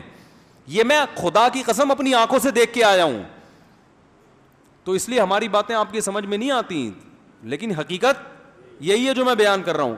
دوبارہ آتے ہیں ہم, یہ درمیان میں یہ ہمارا جب موٹر وے پہ چلتے ہیں تو راستے میں قیام و طعام آتا رہتا ہے نا, ہر 5-10 کلومیٹر قیام و طعام 5 کلومیٹر, تو وہ آتا رہے گا, قیام پوری زندگی آئے گا, یہ یاد رکھو. لوگ کہتے ہیں خدا کا واسطہ اپنے بیان سے اس ٹاپک کو نکال دو, تو میں کہتا ہوں آپ اب عادی ہو جائیں اس کے کہ یہ موٹر وے پر جب بھی آپ چلو گے نا تو ہر تھوڑی دیر بعد آئے گا قیام و طعام. وہ ان کا ایک اصول ہے بھائی, اتنے کلومیٹر کے بعد قیام و طعام کا انتظام ہوگا, آپ وہاں گاڑی روکیں نہ روکیں بورڈ آ جائے گا, وہ آپ کی مرضی ہے. تو ہمارے بھی ہر بیان میں یہ بورڈ آتا رہے گا, کیونکہ ڈھیٹ پنا بہت زیادہ نظر آ رہا ہے, ہلتے نہیں ہیں لوگ. جلدی سے بات سمیٹتا ہوں. تو پیغمبر کی ذمہ داری کیا بتائی, یزکیہم, پیغمبر ان کی ٹریننگ کریں گے. تو پیغمبر کا ٹریننگ کا انداز دیکھ لیا نا, درخت لگا رہے ہیں مکان پہ, حالانکہ مکان تعمیر کرنا حرام نہیں ہے, لیکن دل لگ رہا ہے نا صحابی کا, تو آپ نے ان سے گروا دیا اور بتایا بھائی عمر بہت تھوڑی ہے یار, اتنے سریا مکانوں میں اتنی موٹی موٹی دیواریں ہیں, وہ بھائی اپنی ایج دیکھ یار, تو یہ دل لگانے کی چیز ہے, یہ پریکٹیکلی تربیت ہوتی ہے. آج یہ تربیت ہے کہیں, الٹا سکھا رہے ہیں. بیٹا باپ کو سکھا رہا ہے, بیٹا جس کے پاس ذاتی مکان نہیں ہے نا وہ تو برباد ہو گیا. بیٹا بچپن سے ڈپریشن کا مریض, ہائے میں ہمارے پاس تو کرائے کا گھر ہے, وہ بچپن سے اپنے ایک تمنا کرتا ہے میرے پاس ایک دن آئے گا میرا اپنا مکان ہوگا. ہو گیا تو ٹھیک ہے, نہیں ہوا تو وہ ڈپریشن سے پہلے ہی دنیا سے چلا جاتا. اور یار ہو گیا ٹھیک ہے, نہیں ہوا تو دنیا مسافر خانہ ہے بھائی, پتلی گلی سے سب نے کیا کرنا ہے, بولو بھائی, جانا ہے. یہ کون سا گاڑی ہے, وہ اس کی گاڑی دیکھ لی, میرے پاپا بچہ گاڑی اور ٹانگے میں کوئی فرق نہیں ہوتا. صحیح ہے نا, ویژنری ہونا چاہیے انسان کو, کوئی لائف کا کوئی اچھا مقصد ہو جو آخرت سے کیا ہو, جڑ رہا ہو. پھر اس میں درمیان میں مکان بھی آ گیا تو ٹھیک ہے, گاڑی بھی آ گئی تو کیا ہے, ٹھیک ہے. سفر ہے, W11 میں بھی سفر ہو جاتا ہے, پیسے ہیں تو جہاز میں کر لو سفر, پیسے دیے تو بنا لے بھائی, اپنا مکان بنا لے, نہیں ہے تو کوئی ٹینشن کی بات. اب مکان کی جب بات آتی ہے, نیگیٹو کمنٹس کی بھرمار. ایک خاتون نے کمنٹس کیے ہوئے تھے, اس مولوی کی باتوں میں نہیں آؤ, اپنا مکان اپنا ہی ہوتا ہے. نیچے میرے نا بیان پہ کمنٹس لکھے ہوئے تھے, اپنا مکان اپنا ہی ہوتا. عزت نہیں ہوتی جب تک اپنا مکان نہ ہو. لوگ عزت سے جب بھی ملتے ہیں جب آپ کا ذاتی مکان. تو بھائی بات یہ ہے کہ بہت پیسہ اللہ نے دیا ہے نا, بادام پستے بھی کھا لیے, دیسی گھی بھی کھا لیا, جاگنگ بھی کر لیے, صحت بھی ہو گئی, بیوی بھی کوئی ٹائٹ قسم کی, سب کچھ ہو گیا, بہت اللہ نے پھر بھی دیا ہے, تو 1-1.5 کروڑ مکان میں لگا دو یار, کیونکہ آپ کے لیے 1-1.5 کروڑ کی کوئی ویلیو نہیں ہے, تو ٹھیک ہے اپنا ہو گیا. نہیں ہے تو صرف عزت کا ایشو آ رہا ہے نا, رہائش تو کرائے کے گھر میں بھی, عزت کے لیے دوسرے بہت سارے طریقے ہیں جن سے آپ کی عزت اس سے بھی زیادہ ہو جائے گی. پلاٹ خرید کے بیچو, بزنس کرو یار. جب کوئی کہ آپ کا ذاتی مکان نہیں, بولو میرے پاس 10 پلاٹ ہیں الحمدللہ, ٹھیک ہے نا. یعنی اتنی انویسٹمنٹ کر کے پھنسا کیوں رہے ہو, مسئلہ یہ ہے. رہائش کے لیے تو کرائے کا گھر بھی اسی اچھی قیمت پہ مل جاتا ہے یار, تو کیوں انویسٹمنٹ اتنی پھنسا رہے؟ وہ پھنسائے جس کے پاس بہت زیادہ پیسہ ہو. نہیں ہے تو چھوڑو یار, کھاؤ پیو موج مستی کرو, نکل جاؤ گے. اور جب مکان بنے گا نا, تمہاری عمر کتنی رہ جائے گی. جن لوگوں نے بحریہ ٹاؤن میں بنگلے خریدے ہیں نا, اونر ہے, ان کی ایج جا کے پوچھو, کوئی 50 سال کے, 55 کا تو رہ کتنا گیا. اور کورونا نے لپیٹ دیا, تو کورونا سے تو بہت سے لوگ لپٹ گئے. اس دوران کورونا ہو گیا تو ویسے انا للہ ہونے کا بہت زیادہ خطرہ ہے. نہیں ہوا, بچا کے نکلے, کار کا ایکسیڈنٹ ہو سکتا ہے, جہاز نیچے گر سکتا ہے, کوئی بیماری ہو سکتی ہے, لنگس کا مسئلہ ہو سکتا ہے, کوئی گردوں کا مسئلہ ہو سکتا ہے, 20 قسم کے مسائل ہیں, بونس پہ چل رہا ہے 50 سال کے بعد. اب بیریا ٹاؤن سے زیادہ تمہیں ضرورت تھی کہ تم بونس سے نکلو کسی طریقے سے.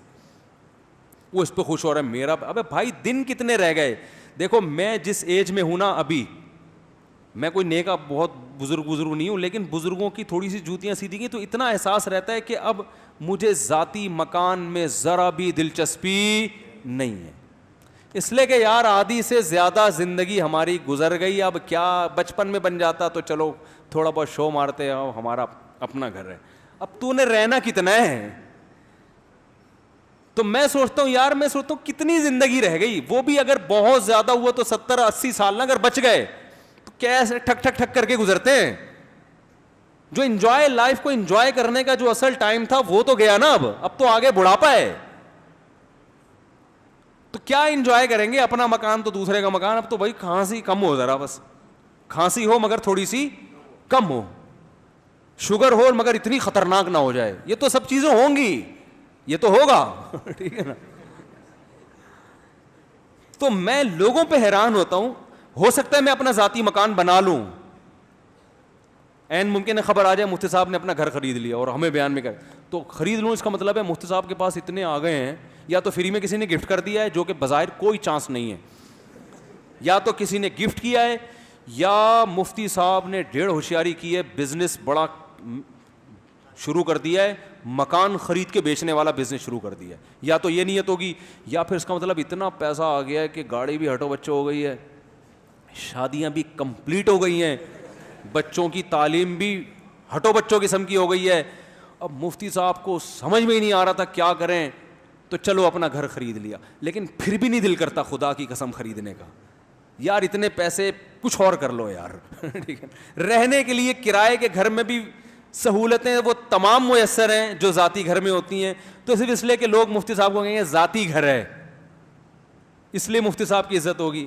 او بھائی اس سے زیادہ عزت 4 شادیوں پہ ہوتی ہے. صحیح بتاؤ, 1 کروڑ آپ کے پاس ہے, گھر بنائے ہوئے 4 شادیاں کر لو, گھر میں عزت نہیں ہوگی, لیکن گھر کے باہر بہت عزت ہوگی. سب تعارف کریں گے اس کی کتنی ہے, 4 ہے, مرد کا بچہ ہے, مرد کا بچہ گھر میں نہ ہو تو آپ نے کو گھر میں عزت کس کو چاہیے ہوتی ہے. گھر میں تو ویسے بھی جتنی بھی عزت ہوئی تو ہوتی نہیں ہے. تو اصل تو سارے عزت ذلت کے مسئلے کہاں ہوتے ہیں, گھر کا. تو اس پہ زیادہ ہو جائے گی, ہوگی باہر ہی, یہ بتا دوں میں آپ کو, اندر بالکل بھی نہیں ہوگی. تو اندر تو کس کی, وہ ایک بیوی والوں کی کون سی ہو رہی ہے بھائی, وہ تھوڑے کم ذلیل ہوتے ہیں, 4 والے ذرا زیادہ ذلیل ہو جاتے ہیں. کوانٹٹی کا کوالٹی کا تھوڑا سا فرق ہے, لیکن ہوتے دونوں ذلیل ہی ہیں. عزت مزت صرف گھر کے باہر کی چیزیں ہیں. تو ویسے بھی گھر اپنا ذاتی مکان ہوگا تو گھر کے اندر تھوڑی وہ ہوتا ہے, وہ تو باہر جب لوگوں کو بتاتے ہیں تو یہ سارے کھیل باہر کے ہیں. اندر بندر کا تو دنیا ہی بالکل ڈفرینٹ دنیا ہوتی ہے باہر سے.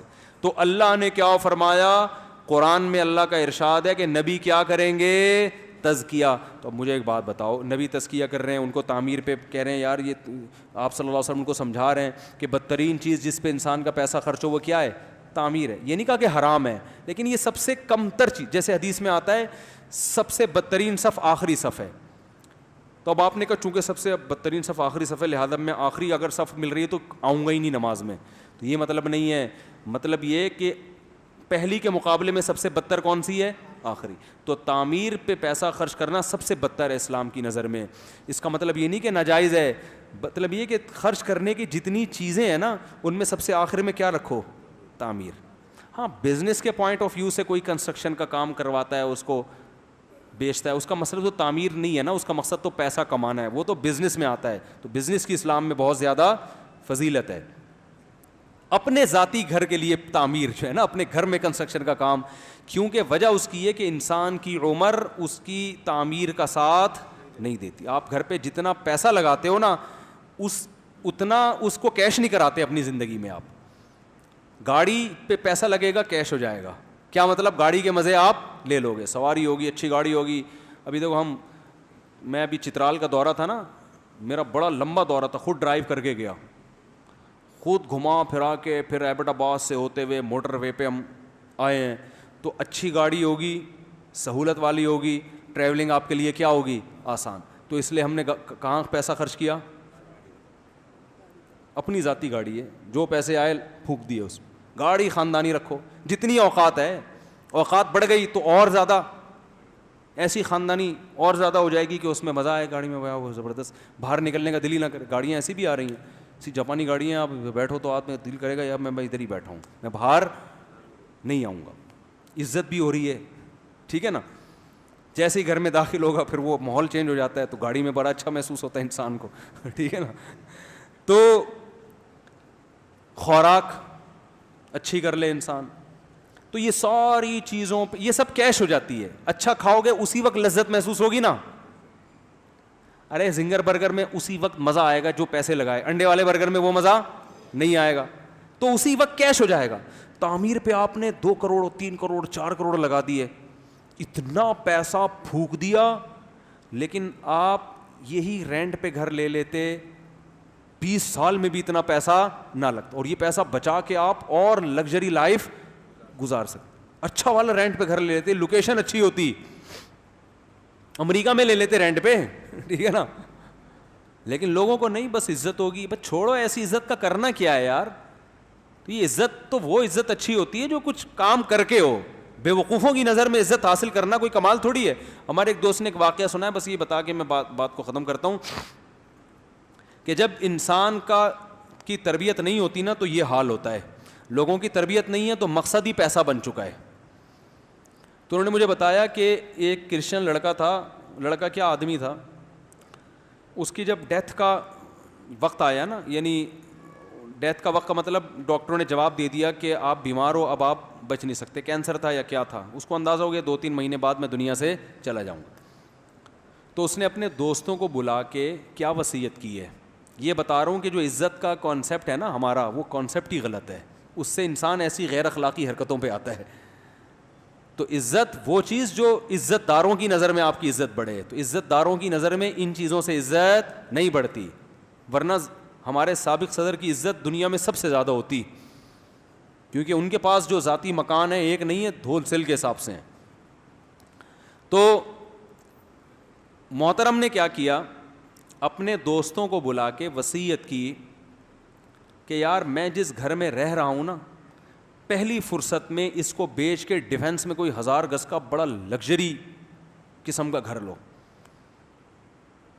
ابے بھائی اب تو جا رہا ہے, ڈاکٹروں نے جواب دے دیا.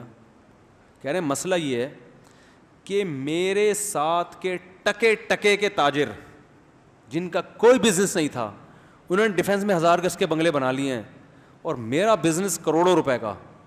میں نہیں چاہتا کہ میرا جنازہ اس گھر سے نکلے, ان کو دکھانے کے لیے کہ تمہاری میرے سامنے کوئی اوقات ہے نہیں, تو میں چاہتا ہوں میرا جنازہ اس گھر سے اٹھے, تاکہ ان کو ان کی اوقات پتہ چلے کہ وہ ہیں کیا. اور ایک فحش گالی بھی نکالی ان تاجروں کے لیے. وہ تو میں نے بتایا تھا نا معین اختر کا, کہ ماموں کا کام کیا ہے. یار کیا ہو گیا, آپ لوگ ایسے بن جاتے ہیں جیسے کچھ ہوا ہی نہیں. اتنی مغز ماری کر کے میں نے بتایا تھا, وہ کلپ بھی دیکھ لیں, کہ وہ ماموں کا کام صبح سے شام کیا ہے. حالات نے ایسا بنا دیا کہ وہ صبح شام کیا کرتے ہیں, گالیاں, بلب کے رشتہ داروں کو گالیاں. پھر میں نے اپنے واقعات بتائے تھے کہ میں نے وہ GTO 125 پہ کلر کروایا, کلر ٹیڑھا ہو گیا, تو ہمارا جو دوست تھا وہ ٹینکی کو گالیاں دے رہا تھا, حالانکہ گالی تو اس کو بنتی ہے نا, لیکن حالات نے ایسا بنا دیا. تو اس کو اتنا غصہ آ رہا تھا کہ ان تاجروں کو فحش گالی دے کے کہہ رہا تھا کہ یہ کمبخت چند ٹکے 2 ٹکے کے تاجر تھے, آج ان کے ڈیفینس میں 1000 گز کے بنگلے ہیں. میں اپنے جنازے سے دکھانا چاہتا ہوں کہ ابھی بھی تم میری خاک کے برابر نہیں ہو. اس کی نظر میں عزت کس میں ہے, بولو بھائی, اس میں. تو اگر آپ نے جو میدان کمپٹیشن کا اس چیز کو بنایا, اس میں ٹینشن کے سوا کچھ بھی نہیں ہے. ذاتی گھر میں بھی آپ کی عزت نہیں ہوگی, کیونکہ آپ کے گھر سے اچھا گلی میں کسی دوسرے کا بھی گھر ہوگا. کہ گھر ایسا ہونا چاہیے, سرجانی ٹاؤن میں جو میرا گھر ہے اس پہ میری انسلٹ ہو رہی ہے. لوگ کہتے ہیں سرجانی میں رہتے, چھی چھی چھی چھی, اورنگی ٹاؤن میں رہتے. وہ جو ڈیفینس میں میرے ساتھ دوست آتا ہے نا کمپنی میں جاب کرنے کے لیے, جب وہ بتاتا ہے کہ میرا گھر ڈیفینس میں ہے, میں کہتا ہوں اورنگی ٹاؤن میں, حالانکہ ذاتی گھر ہے, تو پھر لوگ کہتے ہیں کہ اس کو تو سلام کرتے ہیں, مجھے کوئی رشتے بھی نہیں ملتے نا آج کل. تو سب سے پہلے لوکیشن دیکھی جاتی ہے کہاں ہے. تو پھر جو ڈیفینس والا ہے وہ بحریہ ٹاؤن والوں پہ آج کل کیا کر رہے ہیں, جب سے پانی وانی بھرا ہے نا کہ یار وہ بحریہ ٹاؤن میں اتنا بڑا بنگلہ, پھر بحریہ ٹاؤن سے آگے پھر آپ یو کے میں رہتا ہے بھائی ٹھیک ہے نا, یو کے والا امریکہ میں رہتا ہے, تو اس کی تو کمپٹیشن کی کوئی انتہا ہے ہی نہیں, اس پہ تو نان اسٹاپ. آپ ابھی یہ سمجھ رہے ہو کہ میرا جب فلاں جگہ گھر ہو گیا تو میں مطمئن ہو جاؤں گا, یہ آپ کی بھول ہے, یہ آپ کو ابھی لگ رہا ہے, جب ملے گا تو مطمئن نہیں ہو گے آپ. دنیا میں آج تک کوئی مائی کا لال ایسا پیدا نہیں ہوا جو اطمینان سے بیٹھ گیا ہو کہ بہت ہو گیا اب بس انجوائے کریں گے لائف کو. نا نا نا نا نا نا, کہے گا یار اس کو بڑھاؤ. نبی صلی اللہ علیہ وسلم کی حدیث کبھی جھوٹی ہو سکتی ہے؟ آپ نے فرمایا کہ ابن آدم کو سونے سے بھرا ہوا جنگل مل جائے نا, وہ یہ چاہے گا کاش ایسے 2 جنگل ہوتے. کبھی بھی اگر ہوتا تو یہ ہمارے بڑے بڑے جو سیاسی لیڈر کرپٹ ہیں یہ چین سے بیٹھ چکے ہوتے نا, کہتے یار بہت کھا لیا اب کیا کریں, اتنی لگژری لائف کے. اب دیکھو ٹھنڈک اے سی سے زیادہ ہو نہیں سکتی, گدے ملٹی فارم سے زیادہ اچھی کمپنی ابھی تک میرے علم میں نہیں ہے.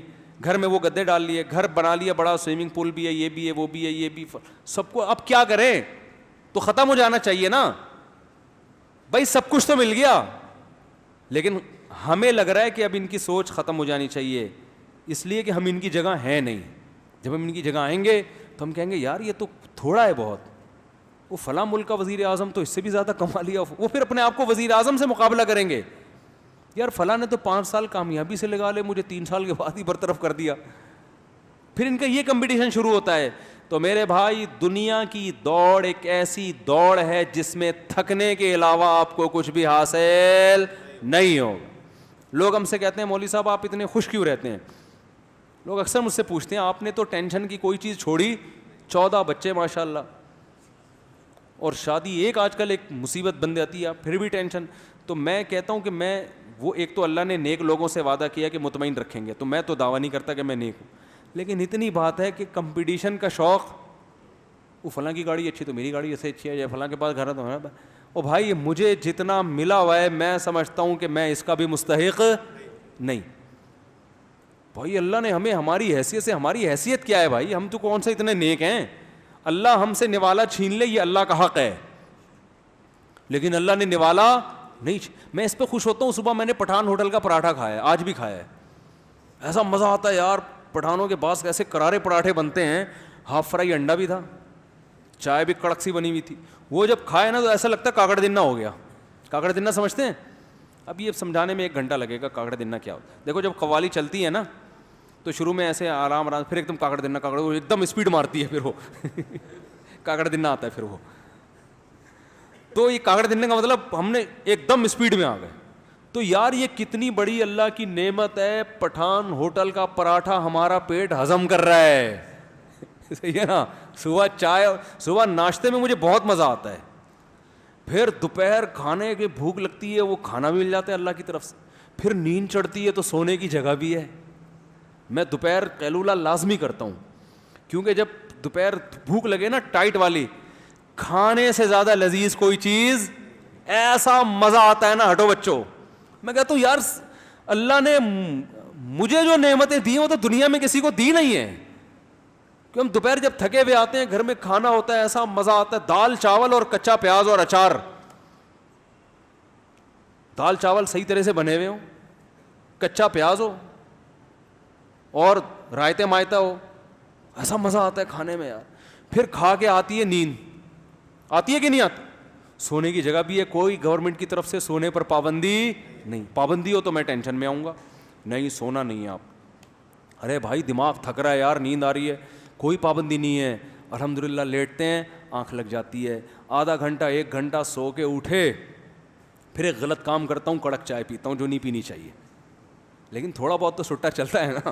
لوگ چرس پی رہے ہیں, ہیروئن پی رہے ہیں یار, اتنا میں اپنے نفس کو تسلی دیتا ہوں یار تھوڑا بہت غلط کام ہونا چاہیے, کیونکہ مزہ بہت ہے بار. چرسی ہیروئن چی کو وہ مزہ نہیں آتا, کیوں اس کا عادی ہو گیا ہے نا. پھر جب ہم آدھا 1 گھنٹہ سو کے اٹھتے ہیں, دماغ اتنا فریش. آپ دوپہر قیلولہ کر کے دیکھیں, رات 2 بجے تک آپ فریش رہیں گے. لوگ کم وقت کھانا کھا کے سوتے نہیں ہیں یار, اس سے بحریہ ٹاؤن میں آپ کا بنگلہ فائدہ نہیں ہے, کیونکہ جب آپ نے کھانا کھا لیا پیٹ بھر کے, نیند آئے گی, آپ سو نہیں رہے, دماغ فل ٹینشن میں جائے گا. تو کیا فائدہ یار, رات تک آپ بوکھلائے پھر رہے ہیں, چہرے پہ رونق ختم. ہم کیا کرتے ہیں, سو گئے. ایسی نیند آتی ہے, خاندانی تھکے ہوئے ہوتے ہیں, آدھا 1 گھنٹہ سو کے اٹھے, تھوڑا سا طبیعت میں چڑچڑاپن ہوتا ہے کیونکہ نیند سے اٹھے ہیں نا, منہ ہاتھ دھوئے, پھر اس کے بعد ایک کڑک سی خاندانی چائے لگائی, اس کے بعد کیا ہو جاتا ہے, کاکڑ دنہ. دوبارہ سے کیا ہو گیا, وہ جو صبح کاکڑ دنہ ہوا تھا نا ناشتے کے بعد, وہی کاکڑ دنہ کیا ہو گیا, بولو نا یار, وہی کاکڑ دنہ. دماغ فریش, پھر آپ اپنا جو بھی اسٹڈی کریں, مطالعہ کریں, کوئی ریسرچ کا کام کریں, بیان کے لیے کہیں جائیں, دماغ بالکل کیا ہوتا ہے, تھکاوٹ نہیں ہوتی, فریش ہو. بکری, آج میں اتوار بازار لگا تو بکری خریدنے چلا گیا, تو شاپنگ کا اپنا مزہ ہے یار. یہ والی بکری پسند ہی نہیں آئی صاحب, غیر خاندانی بکریاں لے کے گھوم رہے ہیں. ہم نے کہا بکری تو ایسی ہو کہ یار کھاتی سب ایک جیسا ہے, آؤٹ پٹ سب کا فرق ہوتا ہے نا, تو دودھ تو ہو نا اس کا. بکری کے دودھ کا اپنا مزہ ہے یار. صبح صبح بکری کا دودھ پیو, ایسی اچھی صحت ہو جاتی ہے, پیٹ ایسا تیزابیت ختم ہوتی ہے. لوگ خام خام اپنی ایک پرسنالٹی بنائی ہوئی ہے, بکری پالیں گے تو لوگ کیا کہیں گے, بکریاں پالتا ہے. ابے صحت کا بیڑا غرق ہے. خالص دودھ آپ کو کہاں مل رہا ہے, یہ دودھ ہے جو مل رہا ہے آپ کو, اس میں گوالے کا اپنا دودھ زیادہ ہوتا ہے, اس نے جو اپنی چیزیں ملائی بھی ہوتی ہیں نا. تو بھائی اللہ نے اگر کوئی جگہ دی ہے, وسائل دیے ہیں, تو بکری پالو یار, اس کو کھلانے کا مزہ ہے, اس کا دودھ نکال کے پینے کا مزہ ہے.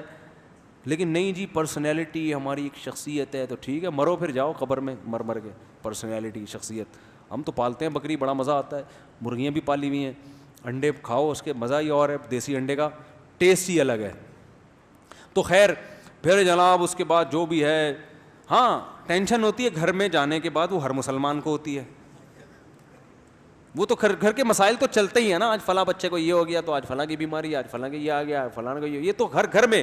اور یہ ٹینشن ہم یہ سوچ کے انجوائے کرتے ہیں کہ یار اگر دنیا میں کوئی ٹینشن نہ ہو نا تو پھر سکون کا مزہ بھی نہیں ہے.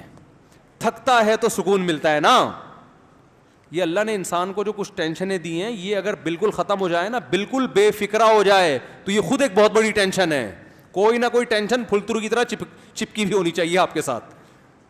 ٹینشن لیس ہو گئے نا تو سمجھو کہ دماغی مریض بن جاؤ گے آپ. یہ صحیح بتا دوں آپ کو, کیونکہ پھر انسان خود ٹینشن اپنے لیے پیدا کرنا شروع کر دیتے. جب میں نے اکثر ٹینشن میں وہ لوگ دیکھے جن کی زندگی ٹینشن فری ہوتی ہے, کوئی سرے سے ٹینشن ہی نہیں ہے, تو جب سب کام ہی سیٹ ہو رہے ہیں تو یہی ایک ٹینشن بن جاتی ہے ان کی, بیٹھ کے باولے ہو جاتے ہیں, سٹھیا جاتے ہیں وہ. تو ہمارے حضرت کو کی صحت بہت زبردست تھی. آخر عمر میں ہمارے حضرت کو ایک بیماری ہوئی تھی, باڈی میں ہلکا ہلکا پین ہوتا تھا ان کو. حضرت ڈاکٹر بھی تھے, ہومیوپیتھک ڈاکٹر تھے, ایلوپیتھک کتابیں بھی بہت پڑھی تھیں. تو حضرت کو پتہ تھا یہ درد کیوں ہو رہا ہے اور اس کا علاج کیا ہے, لیکن حضرت علاج نہیں کرتے تھے. فرماتے تھے اللہ نے اتنی اچھی صحت دی ہے, 78 سال کا میں ہو گیا ہوں, تو تھوڑی سی تو ٹینشن ہونی چاہیے نا, تو یہ تھوڑا تھوڑا درد رہنا چاہیے, اس سے صحت کی قدر, کیا خیال ہے, رہتی. جب بیمار ہوتا ہے آدمی, دیکھو گرمیاں ختم ہوتی ہیں, کتنی خوشی ہوتی ہے, اب سردیاں آ رہی ہیں. اگر گرمیاں نہ آئیں تو سردی کی خوشی نہیں ہوگی. پھر جب سردیاں ٹینشن والی ہوا کے وہ چلتے ہیں, پھر جب سردیاں جاتی ہیں, گرمی کی پھر لہر آتی ہے, خوشی ہوتی ہے کہ نہیں ہوتی. چینجنگ جو ہے نا, چینجنگ انسان کی لائف میں بہت زیادہ ضروری ہے. بھوک لگے گی, ٹینشن ہوگی, تو پھر کھانے کا مزہ آئے گا. ہر وقت کھانا ہی میز پہ موجود رہے تو کھانے کا مزہ نہیں. اس لیے صبح ناشتہ کرو, پھر درمیان میں کچھ نہیں کھاؤ. ٹینشن ہونے تو تھوڑی بھوک کی, بھائی لوگ ٹینشن ہی نہیں ہونے دیتے. جیسے آفس میں گئے, چائے میں بسکٹ ڈبو ڈبو کے کھانا شروع کر دی, بھوک ہی نہیں لگنے دے رہے یار. بھوک کی تھوڑی ٹینشن ہوگی تو پھر کھانے کا مزہ آئے گا, اور پھر خاندانی نیند بھی آئے گی. صحیح ہے نا. تو اس لیے یہ جو شادیوں کی ٹینشن ہے نا, یہ ہر مسلمان کا فرض ہے کہ یہ پالے. ہر مسلمان کا فرض ہے کہ وہ شادیوں کی ٹینشن پالے, کیونکہ کچھ ہونے کو دنیا میں ہو نا, ٹینشن ہو, اور یہ وہی شارک مچھلی کی طرح وہ پیچھے بھاگے گی آپ کے, تو آپ کیا ہوں گے, ہنسی خوشی زندگی گزار. اور اللہ تعالیٰ بھائی ٹینشنوں سے بچا کے رکھے, تو اللہ کے قبضے میں ہے دل. اللہ چاہے تو دلوں کو پلٹ دے, ٹینشنوں میں ڈال دے. تو اس لیے دنیا سے دل نہ لگاؤ, دنیا کو مسافر خانہ سمجھو, اس کو W11 سمجھو, لٹکے ہوئے ہیں, کوئی مسئلہ نہیں ہے, وہ جو آگے سیٹ پہ بیٹھا ہوا ہے کوئی ٹینشن کی بات نہیں, اسے سیٹ مل گئی, میں لٹکا ہوا ہوں, آگے جا کے اس نے بھی اتر جانا ہے اور میں نے بھی اترا, اور میرا اترنا آسان ہے لانڈی پہ, اس کو ٹائم لگے گا اترنے میں. تو ڈیفینس کے 1000 بنگلے میں رہ رہا ہے نا, اس کی جان نکلنا آسان نہیں ہے, اس کی ایک ایک اینٹ سے ایک ایک ٹائل سے روح نکلے گی. یار میں نے وہاں سے فلاں پہاڑوں سے یہ ٹائلیں اسپیشل اپنے واش روم میں لگوانے کے لیے ہے بھائی, اور میں جا رہا ہوں دنیا سے. اتنا سوچے گا نا وہ مرنے سے پہلے, یار یہ کیا ہو رہا ہے, میں نے ابھی بیریئر ٹاؤن میں اتنی ٹینشن سے ابھی گھر بنایا ہے یار, ابھی تو جانے کا کوئی تگ ہی نہیں بنتا یار. غریب آدمی فٹ پاتھ پہ لیٹا لیٹا بولو, وہ کہہ رہا ہے یار چلو شاید وہاں انجوائے کر لیں کچھ. تو یہی سوچے گا نا, یہاں تو کوئی انجوائے ہو نہیں رہی لائف, شاید کیا ہو جائے وہاں تھوڑی سی انجوائے, نکل لے یار, چلا لے جائے یہاں. تبھی تو چرسی کتنے آرام سے مر جاتا, اب چرسی نہ بن جائے گا. تو انسان تربیت کا محتاج ہے, اور اللہ نے سب سے بڑی برائی جو انسان کی بیان کی ہے وہ کیا ہے کہ جب اس کو نصیحت کی جائے تو بجائے سدھرنے کے, نہ سدھرے اتنا غلط نہیں ہے, ہر آدمی پر نہیں سدھرتا, لیکن بڑا بدبخت وہ ہے کہ جب نصیحت کی جائے تو پھر اس کے اپوزٹ چلنا شروع ہو جاتا. تو معاشرے میں ایسے لوگ سب سے خطرناک اور اللہ کی نظر میں سب سے برے ہیں یہ لوگ, اور اللہ کہتے ہیں ان کا ٹھکانہ جہنم کے علاوہ کچھ بھی نہیں ہو, کیونکہ انہوں نے ہدایت کے سارے راستے بند کر دیے. یہ کہتے ہیں ہمیں کوئی سمجھائے نہیں بس, اور دوسرا درجہ یہ کہ ہمیں سمجھائیں لیکن ہم چلیں گے نہیں. اس کی امید ہے شاید کبھی سیدھے راستے پہ آ جائے, کیونکہ اس نے نصیحت کا راستہ اپنے لیے کھولا ہوا ہے کہ بھائی مجھے سمجھاؤ, میں غور سے سنوں گا, غلطی ہوگی تو اس کی اصلاح کروں گا, نہیں ہوئی تو مان لوں گا غلطی. اور تیسرا وہ ہے جو سب سے اعلیٰ لوگ ہیں, جہاں نصیحت کی بات ملتی ہے اسے فالو کرنا شروع کرتے ہیں.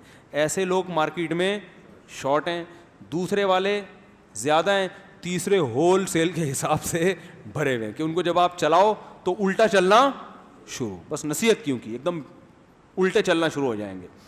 تو اللہ تعالی ہم سب کو سمجھنے کی عمل کی توفیق عطا فرمائے. پوری بات اس پہ شروع ہوئی تھی کہ بھائی بیان میں اگر کوئی غلطی ہوا کرے نا تو فوراً مجھے بتا دیا کریں, یہ میرے فائدے کی چیز ہے, اس میں شرمائے نہیں, پورا بیان ختم ہونے کے بعد آخر میں بتا رہے ہیں. تو اگر کوئی آیت پڑھنے میں مسٹیک ہوگی فوراً بتا دیں, اس میں کیا جا رہا ہے. جلدی سوال کے جواب دیں بھائی, 2 منٹ کے اندر بہت زیادہ, کتنا لمبا بیان ہوا ہے, 1.5 گھنٹہ, بہت زیادہ ہو گیا نا, صحیح ہے. پاکستان میں اسلامک صدارتی نظام آنے والا ہے, جمہوریت ختم ہو جائے گی, کیا اسلام میں جمہوریت حرام ہے؟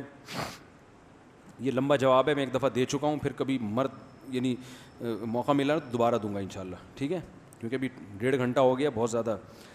مرد کہہ رہا ہے کہ 3 طلاقیں نہیں دیں, عورت کہہ رہی ہے کہ دی ہیں, گواہ کسی کے پاس نہیں ہے. دیکھو جب مرد 3 طلاقیں دے, عورت نے اپنے کانوں سے سنی, بالکل اس کو یقین ہے, تو عورت کے لیے پھر اس مرد کے ساتھ رہنا حلال نہیں.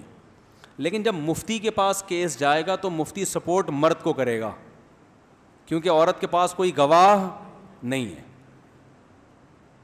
مفتی فتویٰ یہ دے گا کہ طلاق نہیں ہوئی ہے, کیونکہ جو دینے والا ہے وہ مان ہی نہیں رہا کہ میں نے دی ہے, اور اس کے پاس, عورت کے پاس گواہ بھی نہیں ہے. لیکن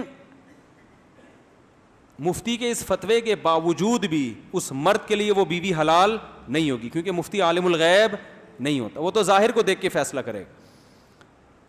لیکن عورت کو مفتی یہ بتائے گا کہ اگر آپ نے 100% یقین ہے اپنے کانوں سے سنی ہے تو آپ کسی بھی طرح سے اپنی جان چھڑائیں. تو آج کل ایسی عورتوں کو ہم مشورہ دیتے ہیں کہ اگر مرد نے 3 طلاقیں دی اور مکر گیا ہے, اور واضح لفظوں میں دی, وہمی نہ بنے, عورتیں وہمی بہت بنتی ہیں, وہ یوں کہا تھا تو یوں. آزاد کا لفظ آج کل بہت استعمال کیا جا رہا ہے, ہر دفعہ طلاق کے معنی میں نہیں ہوتا. یہ عورتوں کو وہم ہو جاتے ہیں, میرے میاں نے مجھے کہا آج سے میرا تمہارا تعلق ختم, آج سے تم آزاد ہو. تو بہت معنی ہیں آزاد کے بھائی, کام کاج میں آزاد ہو, اپنی ماں کے گھر جانے میں آزاد ہو. خواتین وہمی ہو جاتی ہیں کہ نیجی طلاق ہی ہو گئی ہے, تو وہمی نہ بنے. صاف لفظوں میں کسی نے طلاق دے دی اور آپ نے اپنے کانوں سے سنی, بالکل ہوش و حواس میں, کوئی وہم بھی نہیں ہے آپ کو, تو پھر وہ مرد کمبخت مکر گیا بعد میں, تو عورت کے لیے پھر یہ جائز ہے کہ وہ عدالت سے خلا لے لے. اس خلا کی شرعی حیثیت تو کوئی نہیں ہے, لیکن طلاق چونکہ پہلے ہو چکی ہے تو اس کو ایک حکومت کی طرف سے پرمیشن مل جائے گی, سمجھ رہے ہیں نا. تو ایسے موقع پہ ہم ایسی عورت کو یہ مشورہ دیتے ہیں. مفتی صاحب, مرد کا سطر ناف سے گھٹنے تک ہے تو لوگ شرٹ اتارتے ہیں تو ناف ہی نظر آتی ہے, ناف سطر میں داخل نہیں ہے, ناف سے نیچے جو متصل ایریا ہے وہاں سے گھٹنے تک سطر میں داخل ہے. مرد کی ناف سطر میں داخل, بولو نا بھائی, نہیں ہے.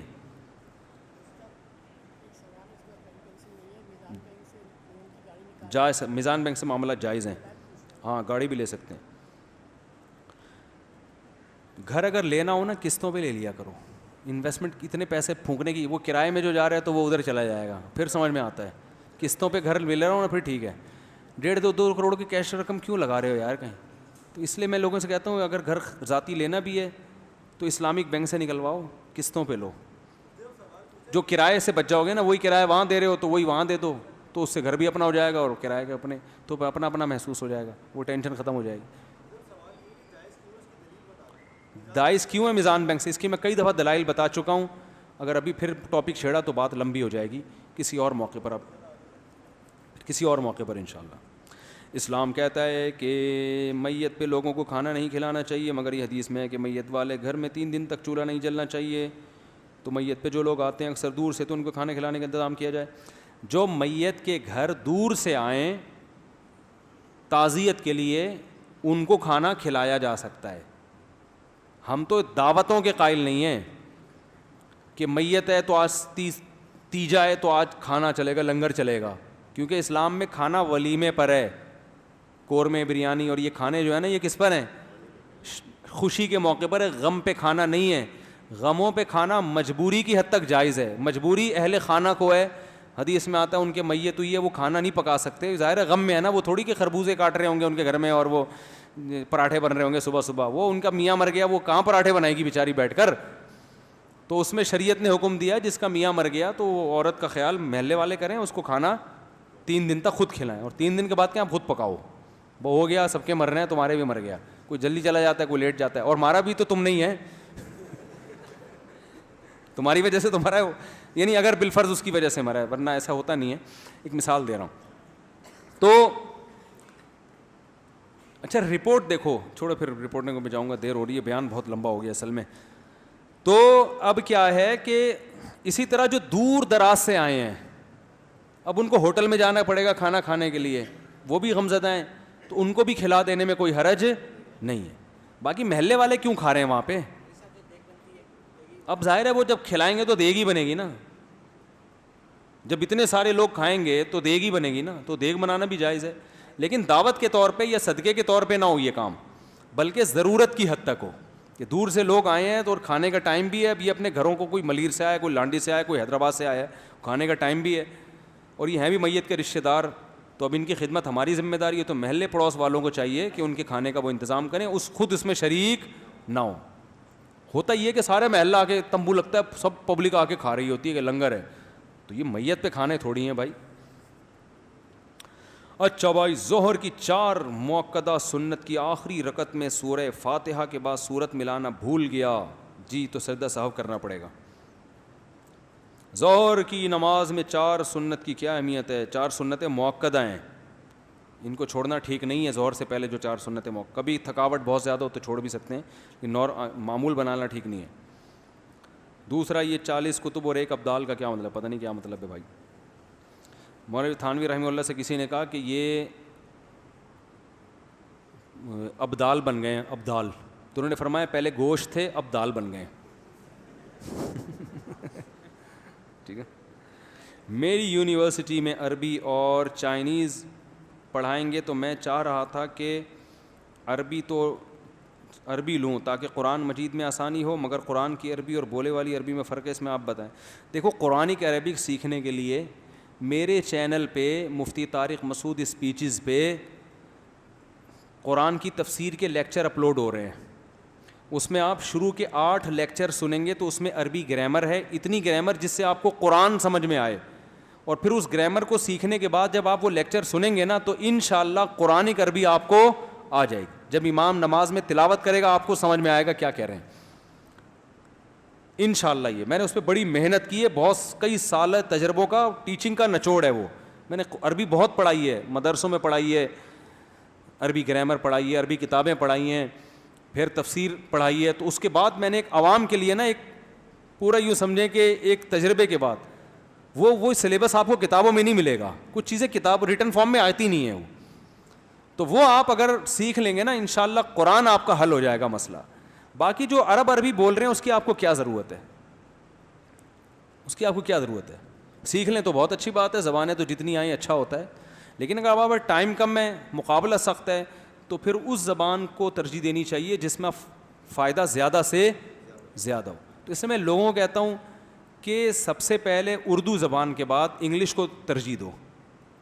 وہ بین الاقوامی زبان ہے, دنیا میں ہر جگہ کا.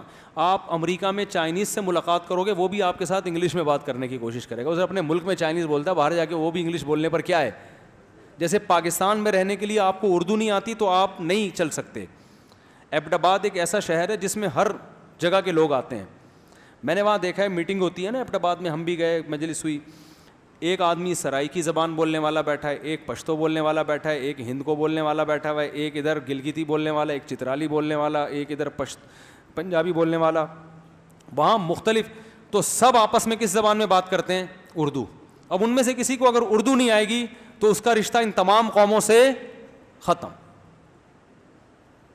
سمجھ رہے ہیں نا. تو پاکستان میں بلکہ پورے بر صغیر میں, انڈیا بھی, ہندی اردو الگ الگ زبانیں نہیں ہیں, ٹوپی ڈرامہ ہیں. خام خام رسم الخط چینج کر کے اس کو ہندی کا نام دے دیا. یہ صرف اس لیے کہ اردو دنیا کی بڑی ترین زبانوں میں سے ایک زبان ہے. اس کو توڑنے کے لیے نا, اس کو چھوٹی زبان بنانے کے لیے ہندی کو الگ کیا, اردو کو الگ کیا, ورنہ یہ ایک ہی زبان ہے, ہندی بھی اور اردو بھی. کیونکہ زبان کی پہچان گرامر سے ہوتی ہے. وکیبس تو ہر زبان میں, ہر یہاں اردو میں کچھ الفاظ مختلف ہوں گے, وہاں کی اردو میں کچھ. تو گرامر جو ہے نا, دیکھو ہندی میں کیا کہتے ہیں, یہ کیا ہے, اس کو کیا بولیں گے, یہ کیا ہے. اردو میں کیا بولیں گے, یہ کیا ہے. لکھنے میں وہ سنسکرت رسم الخط ہے, یہ عربی رسم الخط ہے. تو گورے نے بڑی ہوشیاری کی ہے کہ دونوں زبانوں, یہ گورے نے کی ہے یا انڈیا نے کی ہے, جس نے بھی کی ہے, کہ دو اتنی بڑی زبان تھی کہ ہندی اور اردو ایک ہی زبان ہے. تو اب یہ انگلش کے بعد دنیا کی سب سے بڑی زبان ہوتی, کیونکہ چائنا سے زیادہ آبادی انڈیا, پاکستان, بنگلہ دیش اور برما, ان 4 ملکوں کو ملاؤ گے تو یہ آبادی چائنا سے بڑھ کر, ان 4 ملکوں میں اردو بولی اور سمجھی جاتی ہے, ٹھیک ٹھاک طریقے سے سمجھی جاتی ہے. میرے جتنے لسنر انڈیا میں ہیں اتنے پاکستان میں نہیں ہیں. اس کا مطلب وہ سمجھ رہے ہیں نا ہماری زبان, حالانکہ وہ تو ہندی بولتے ہیں, ہم تو بیان اردو میں کرتے ہیں. تو یا تو وہ ہندی نہیں, وہ اردو بول رہے ہیں, یا ہم اردو نہیں بلکہ ہم ہندی میں بیان کر رہے ہیں. اس کا مطلب ہے ہم بھی ہندی بول رہے ہیں, وہ بھی ہندی سن رہے ہیں, ہم بھی اردو بول رہے ہیں, وہ بھی اردو سن رہے ہیں. تو یہ ایک ہی زبان ہے, بلا وجہ نام کیا کر دیے ان کے, چینج کر دیے. سمجھ رہے ہو کہ نہیں سمجھ رہے ہو. اور یہ انگلش کے بعد دنیا کی دوسری بڑی زبان ہے, کیونکہ چائنا دوسری بڑی, یعنی آبادی کے لحاظ سے کہا جاتا ہے, آبادی کے لحاظ, اور سمجھی جانے والی زبانوں میں بھی انگلش کے بعد سب سے بڑی زبان ہے, کیونکہ دنیا کے ہر خطے میں اردو سمجھی جاتی ہے. ایک آدمی اتنا حیران ہوا, میں نے ایک دفعہ اپنا موبائل فون سننا شروع کیا, ادھر سویڈن سے فون آ رہا ہے, ادھر ناروے سے فون آ رہا ہے, ادھر جاپان سے آ رہا ہے, ادھر انڈیا سے آ رہا ہے, ادھر انڈا موڈ سے آ رہا ہے, ایک فون لانڈی سے آ رہا ہے. کہتے یار کہاں کہاں. میں نے کہا بھائی اردو اسپیکنگ دنیا میں ہر جگہ ہے. اس کا مطلب حجم بہت زیادہ پھیلا ہوا ہے اردو کا. تو اردو کو آپ ہلکا نہ سمجھیں. افسوس کی بات ہے ہمیں اپنی زبان ہلکی لگتی ہے, حالانکہ یہ ہلکی ہے نہیں. اور یہ تو حجم کے اعتبار سے اس کی بہت بڑی, اور خاندانی اعتبار سے اردو کتنی عظیم زبان ہے, اس پر تو 6 گھنٹے کا بیان بھی کم ہے. کہ تہذیب کیسے سکھاتی ہے اردو آپ کو, بڑے چھوٹے کا ادب کیسے سکھاتی ہے, اس میں تہذیب کتنی ہے, آپ کے خاندانی ہونے کا ثبوت ہے اردو. تمیز سے اردو بول لو آپ. وہ بول نہیں رہے نا, ماموں گالیاں دے رہے ہیں آج کل, ماحول ایسا بنا دی. تو وہ میں اس پر تمیز, اردو میں تمیز کتنی ہے, تہذیب, ادب کتنا ہے, بلاغت کتنی ہے, یہ ایک الگ ٹاپک ہے. تبھی اردو کے مشاعرے ہوتے ہیں, عربی اور اردو کے ہوتے ہیں. اور کسی بڑی زبان کے آپ نے مشاعرے, آپ نے کبھی سنا گوروں کا مشاعرانہ کلام آیا ہے, شاعرانہ کلام آیا ہے ہی نہیں. گانے ہوتے ہیں ان کے, اس میں ٹھشن ٹھشن ہوگا تھوڑا بہت, ختم. ادب شروع ہوا, وہیں سے بے ادبی شروع. اردو ادب ہے بھائی. شاعروں کو سنا کرو, انڈیا کے شاعروں کو. کیا راحت اندوری کو سنا ہے, انتقال ہو گیا, اللہ مغفرت فرمائے. کیا شاعری ہے بھائی. مرزا غالب کی شاعری سنو, تھوڑی مشکل ہو گئی ہے اب. علامہ اقبال کی شاعری سنو, کیا وہ فریب خوردہ شاہی جو پلا ہو کر گسوں میں, اسے کیا خبر کہ کیا ہے راہ و رسم شاہ بازی. جو شاہین کا بچہ گدھوں میں پل کے بڑا ہوا اسے کیا پتا کہ شاہین کی پرواز کیا ہوتی ہے. اس کو انگلش میں بتاؤ. اور یہ گورے خود معترف ہیں. میں نے ایک ایسے آدمی سے سنا جو امریکہ میں کئی سال انہوں نے گزارے, پورا امریکہ گھومے ہیں, کہتے ہیں جن گوروں نے اردو سیکھی ہے نا وہ کہتے ہیں جو ادب تمیز اردو میں ہے وہ انگلش میں نہیں ہے. انگلش کی اپنی ایک ڈیسنٹ زبان ہے, پڑھا لکھا لگتا ہے آدمی, الفاظ بڑے اچھے ہوتے ہیں اس کے تو, اور بین الاقوامی زبان ہے. پاکستان میں, بر صغیر میں, برما, بنگلہ دیش, ان پورے زبانوں میں جوڑ کا کام اردو دیتی ہے, لیکن دنیا میں جوڑ کا کام کون سی زبان دے گی؟ انگلش. تو اس لیے ہم لوگوں کو مشورہ دیتے ہیں کہ بھائی اردو کے بعد سب سے پہلے آپ نے کس زبان کو فوکس کرنا؟ انگلش. وہ آ جائے پھر چائنیز, جاپانی, فرانسیسی اور باقی بہت ساری زبانیں, جو مرضی سیکھو, میدان کھلا ہے. پھر آپ کا ہدف کیا ہے؟ وہ آپ نے کیا چائنا میں جا کے کیا, معاذ اللہ نہ کرے کتے متے تو نہیں کھانے آپ نے, خدا نخواستہ. اگر ان کو ترغیب دینی ہے کتے کھانا چھوڑ دو تو چائنیز آپ کو سیکھنی پڑے گی, یا ان کے ساتھ بزنس کرنا ہے تو ایک الگ بات. یہاں چائنیز نے اردو سیکھی, ایسی خاندانی اردو بولتے ہیں آپ حیران ہوتے ہیں یار. ایک چائنیز ہے میرا جاننے والا, ادھر صدر میں بیٹھتا ہے, ایسی اردو بولتا ہے آدمی کہتا ہے بھائی تو یار کمال ہے یار. کھاتا وہی ہے, عجیب عجیب سے کیکڑے پکڑے, پتہ نہیں کیا کھا رہا ہوگا بیٹھ. میں نے کہا حرکتیں اردو والی نہیں, حرکتیں اردو والی. پینٹ کرنے کے بعد میں نے اپنے اوپر پینٹ کو صاف کیا. دیکھو پینٹ, آئل پینٹ جو ہاتھ پہ لگا رہ جاتا ہے اس سے وضو نہیں ہوتا, کیونکہ اس کے اندر پانی نہیں پہنچتا. اگر کسی نے نماز پڑھ لی تو اسے آئل پینٹ اتار کے اس جگہ کو دھو کے نماز لوٹانی پڑے گی, اس کو تھینر سے اتاریں. یہ اس کا ٹاپک میں نے چھوڑ دیا ہے, کوئی فائدہ نہیں ہے. میرے خاندان میں 3 ہفتے میں 3 اموات ہوئی ہیں جو کہ ایک ہی گھر میں تھے. 3 اور ان کے گھر والوں نے جب الگ الگ جگہوں سے پتہ کروایا تو انہوں نے کہا آپ کی بہو نے کروایا تھا. ایک گھر میں 3 موتیں ہوئی ہیں اور جب پتہ کروایا تو سب نے یہی کہا کہ بہو نے کروایا. سب الو کے پٹھے ہیں, جھوٹ بول رہے ہیں, بکواس کر رہے ہیں, خاندانوں میں لڑائی ڈلوا رہے ہیں. ان کے باپ کو بھی نہیں پتہ چل سکتا کہ کس نے کیا کروایا. گھروں میں 3 موتیں ہوں, 4 موتیں ہوں, یہ نارمل ہے, ہو جاتی ہیں. بعض اب ایک آدمی مرتا ہے تو غم میں دوسرا بھی پیچھے آ جاتا ہے, تیسرا کہتا ہے چلو پھر میں بھی آ رہا ہوں. میاں بیوی میں بعض بہت محبت ہوتی ہے, میاں مر جاتا ہے, اب عورت یہ نہیں دیکھتی کہ میں نے ہی مارا ہے, لیکن وہ بھی کہتی ہے چلو. تو یہ نارمل ہے. بعض دفعہ یہ کورونا جو وبا آئی ہوئی ہے نا, اس سے بھی گھروں میں بعض دفعہ 3-3, 4-4 موتیں ہوئی ہیں. اب لوگ مانتے نہیں ہیں کہ کرونا سے مرا ہے یہ, کیونکہ کرونا کا اثر سے کبھی اٹیک ہو رہا ہے. اب راحت اندھوری کو کرونا تھا, پتہ ہے آپ کو, حالانکہ وہ ہارٹ اٹیک سے انتقال ہوا ہے. اب لوگ کہہ رہے ہیں کرونا سے نہیں ہوا. بھائی کرونا کی وجہ سے اٹیک ہو گیا نا. کرونا کا جو وائرس ہے یہ تو دل پہ بھی حملہ کرتا ہے. تو جس کو پہلے سے بیماری ہے, وہ شوگر کی بیماری میں نے خود دیکھا ہے, ایک صاحب کرونا کے مریض سے, شوگر سے انتقال ہوا, لیکن اس شوگر کے پیچھے کیا تھی؟ کرونا کی وبا تھی. تو جو پہلے سے جس میں کوئی ڈیزیزز ہوتی ہیں, بیماریاں ہوتی ہیں, تو ڈاکٹر کہتے ہیں ان پہ کرونا کا اٹیک ہوتا ہے. لیکن کرونا ایسا ہوشیار ہے کہ وہ مار دیتا ہے مگر اپنے ذمے میں کیس نہیں لیتا. وہ کہتے ہیں دیکھو تو اٹیک سے مرا ہے, یہ تو شوگر سے مرا ہے, یہ تو فلاں بیماری سے مرا ہے, اس کو تو پہلے سے ٹی بی تھی. تو یہ کرونا, اسے تو ٹھکنا بدماش ہم اس کو کہتے ہیں, کہ اس پر ایمان لانا بھی آسان کام نہیں ہے, لوگ مان نہیں رہے. تو راحت اندھوری کے ساتھ بھی بڑے بڑے علماء کورونا سے انتقال ہوا, لیکن ان کے مریدین مان نہیں رہے کہ کرونا سے انتقال ہوا ہے, حالانکہ ان کی ہسٹری کے پیچھے وہ کرونا پازیٹیو تھا ان کا. اور وہ تو جو دل کے پیشنٹ ہوتے ہیں نا, ان پہ کرونا کا اٹیک بہت, کرونا ان سے ہارٹ اٹیک کرواتا ہے, سمجھ رہے ہیں نا, وہ ہارٹ اٹیک سے کرتا ہے. تو یہ بعض دفعہ گھروں میں ایک کو ہوا, دوسرے کو, تیسرے کو, 2-2, 3-3 جنازے بھی گھروں میں ہوئے ہیں اس سے.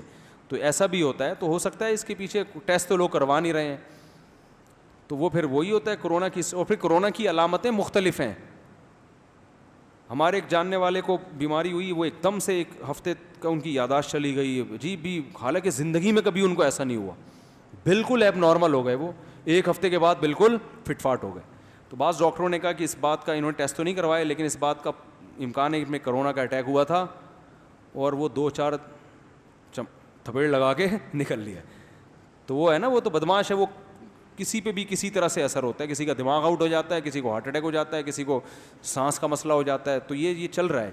تو یہ وبا سے دعا کرے اللہ جلدی جان چھوڑائے. لیکن پھر بھی ہمارے ہاں موت کا ریشو اس میں بہت کم ہے. لیکن ایک گھر میں 3 جنازے میں نے خود دیکھے ہیں.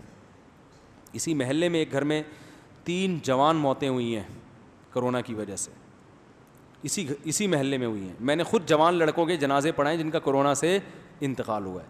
تو پھر بھی ڈرنے کی ضرورت اس لیے نہیں ہے کہ ریشو موت کا بہت کم ہے، بچنے والے الحمدللہ زیادہ ہیں، لیکن عاملوں کے چکر میں نہ پڑیں. وہ بلا وجہ بہو کی بدگمانی آپ کے دل میں پھیلائیں گے. معصوم عورت ہوگی، اس پہ جب بھی آپ کی 2 بیویاں ہیں نا، آپ عامل سے پوچھو گے نا، ایک بیمار ہوگی تو عامل کہے گا سوکن نے کروایا ہے یہ، اور لوگ یقین کر لیتے ہیں. تو اس لیے ان چکروں میں نہ پڑیں. بے گناہ بہو ہے بیچاری، اس کو خام خواہ میں بدنام نہ کریں، اور یہ عاملوں کے چکر میں نہ پڑیں. یہ گھروں میں لڑوانے کے علاوہ ان کا کوئی کام. اور یہ یاد رکھو، جن مسلط ہو جاتا ہے بعض وہ بولتا ہے اس نے کروایا ہے، پھر بھی نہیں ہوتا، وہ جھوٹ بولتا ہے. بہت لمبا بیان ہو گیا. اللہ تعالیٰ سمجھنے کی عمل کی توفیق ہم سب کو عطا فرمائے. آئندہ تھوڑا اس کو مختصر کر دیں گے دورانیے کو، میں خود بھی تھک جاتا ہوں یار.